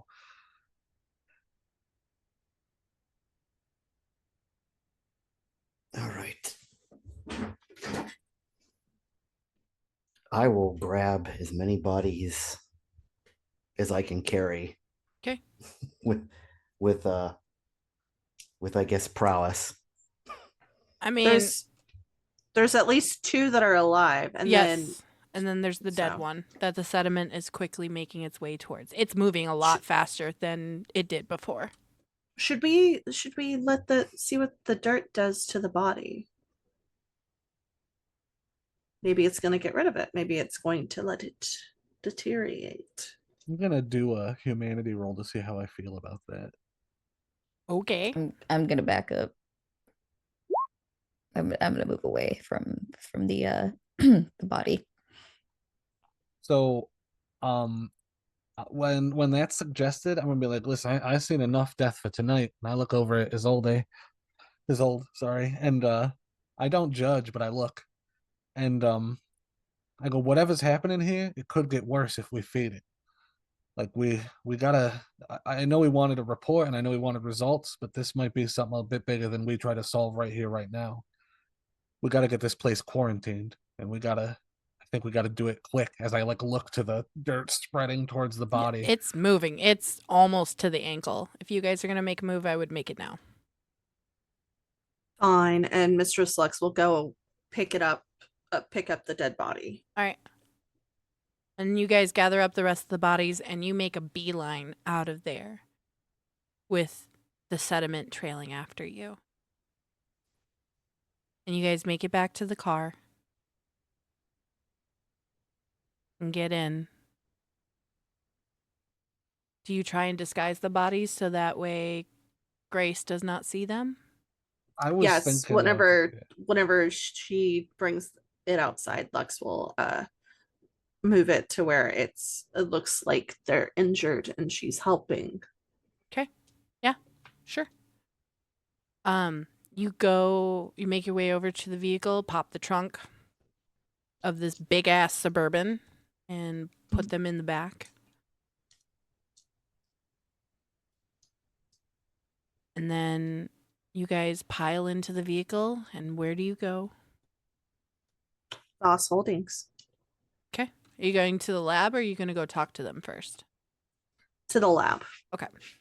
All right. So you guys get in the car and Mistress Lux, you quick send a text to Grace real quick and say back to Voss Holdings in the glass quarter. And I will also send a text to the sheriff. okay. What do you say? Something happened at the impound lot. We have new friends with us. Immediately you get a text back from the sheriff, Marcus, and goes, "Friends? Question mark?" You get another text message right away. Like or unlike?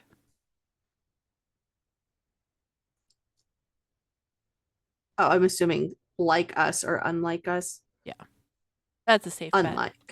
Unlike.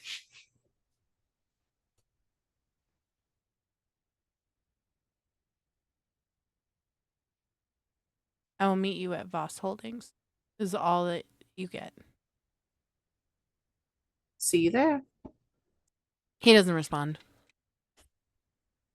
And you guys make your way back. Is there anything you guys want to talk about or do on the ride there? I think Mistress Lux is just sitting there. Like, well, it could have gone worse. Like in her mind. I think I look everyone over and I kind of like I'm the only one who didn't feed and I'm still really hungry, but I'm kind of looking to them to see if they're acting weird from who they fed on. But I'm also going to take this moment to vent so that I don't get in trouble once we're talking to the sheriff.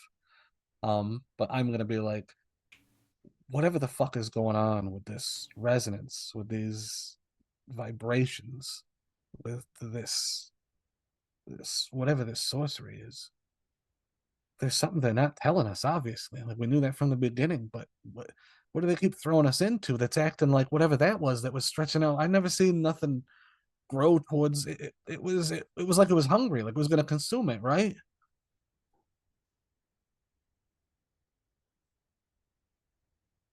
Are there any stories about that, David, of the local area? Or just in general, maybe it came over. It really does line up with this idea of the earth. The very earth fighting against us.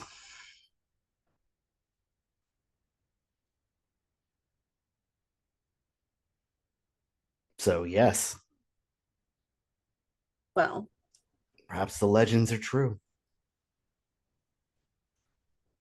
let's see if we can get anything off the bodies and the river water and such.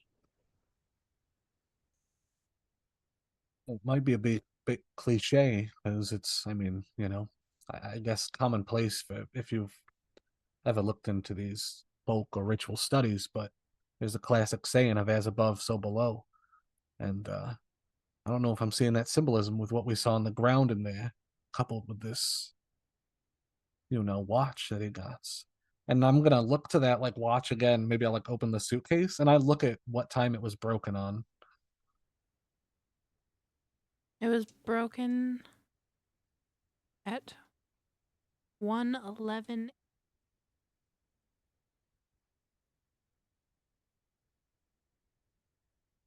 I don't know if that matters. I figured I'd just check. And then I just kind of let it hang in the air as I look to the watch and then back around and kind of tuck it back in the suitcase.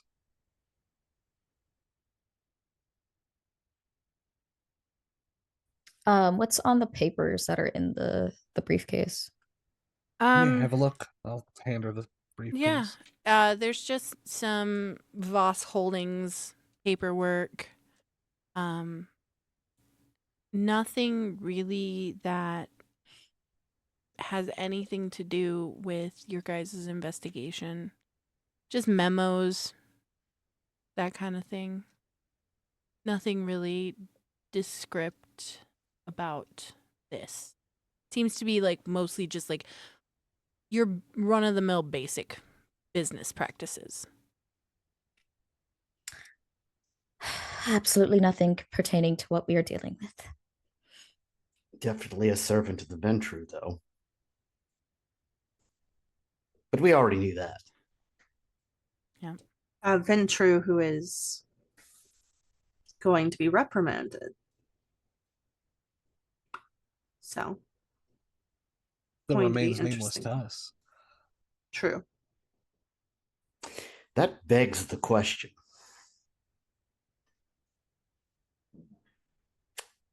If this was a ghoul, did this Ventru send him on this errand? And what does that Ventru know? Well, we don't know because the phone was messed up. It was found in a sewer, or it washed up in an alley from the sewer. So it was waterlogged and damaged. And they had a text message thread, but it wasn't, nothing could be asserted from the phone number. It didn't show who the texts were going out to. Yeah. Just that So. they understood whatever the cipher that they used. What did that one individual say? They it was a Caesar cipher. A Caesar 7 cipher, yes. Okay. I don't know if that makes sense.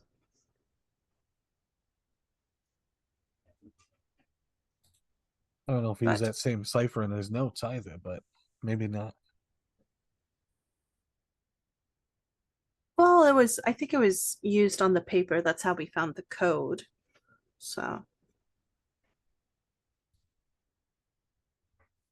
Yeah, the one with the blood sample. I'm wondering if we should get there's no time. We just got to get some of this stuff tested. I mean, if we start testing it, I wonder if they're gonna. It said in the report for the car that they actually took the vials that were in this briefcase too. So I don't know if they've already been doing their own tests and if they're gonna give us any of that information. As you say that, you slowly roll up to Voss Holding. You guys get out of the car. And you walk. Actually, you roll up to the parking garage that's adjacent to the building, goes underneath, down near the level where the lab is. and you meet Marcus, Sheriff Marcus, down there. And he walks up to you all as you are opening the trunk and goes, "What the fuck happened?"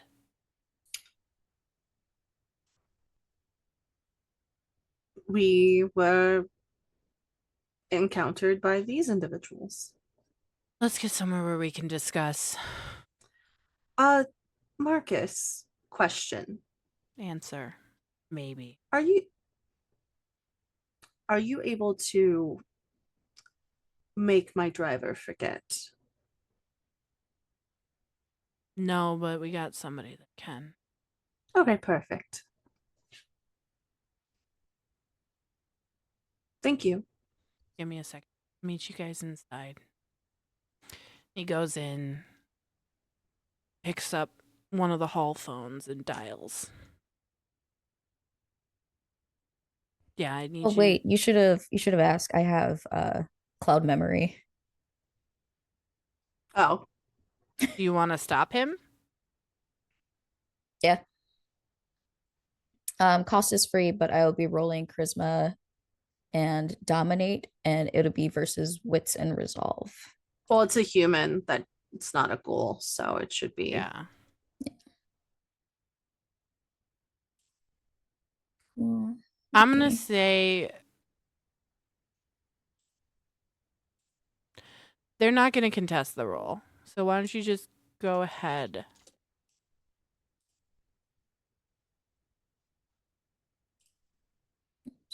And just, I'm not even going to make you roll for it. Like, she's not going to contest it.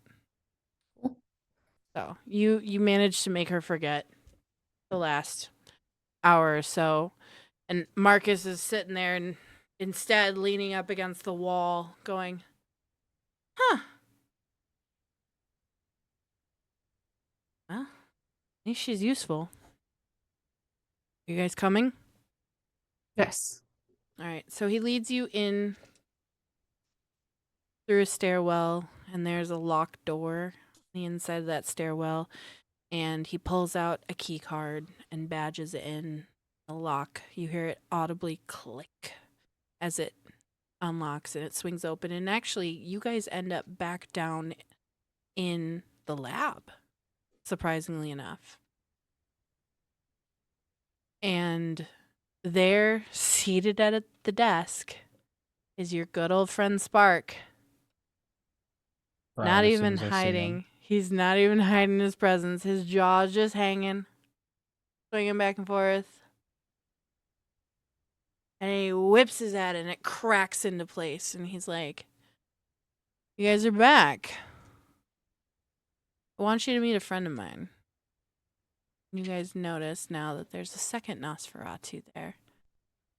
And Marcus looks at you guys and goes, "I thought we could use some backup. I don't know what the fuck we're dealing with. I don't know what the fuck is happening. And these motherfuckers know shit that they're not supposed to know. So I figured, why not?" Great. And Mistress Lux just like slumps the body on one of the open tables. The dead body. Okay. Huh. You hear the other Nosferatu go, "Spark, he looks better than you do." Spark looks at him and goes, "Shut the fuck up," and punches him. He goes, "This is Grin. He's going to help us figure this out."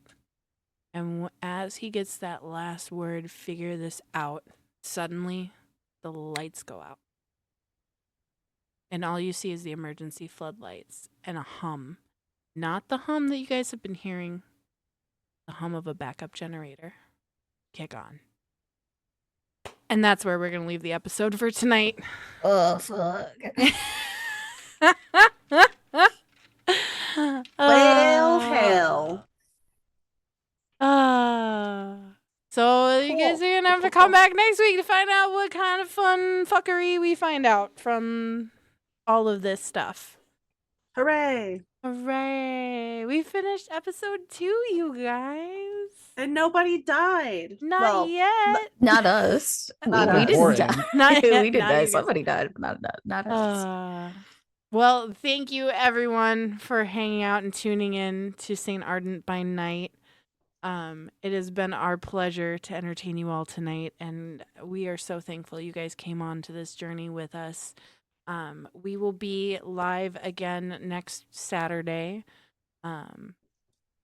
And we look forward to telling more of the story to you guys. So thank you so much for watching, everyone, and have a great evening.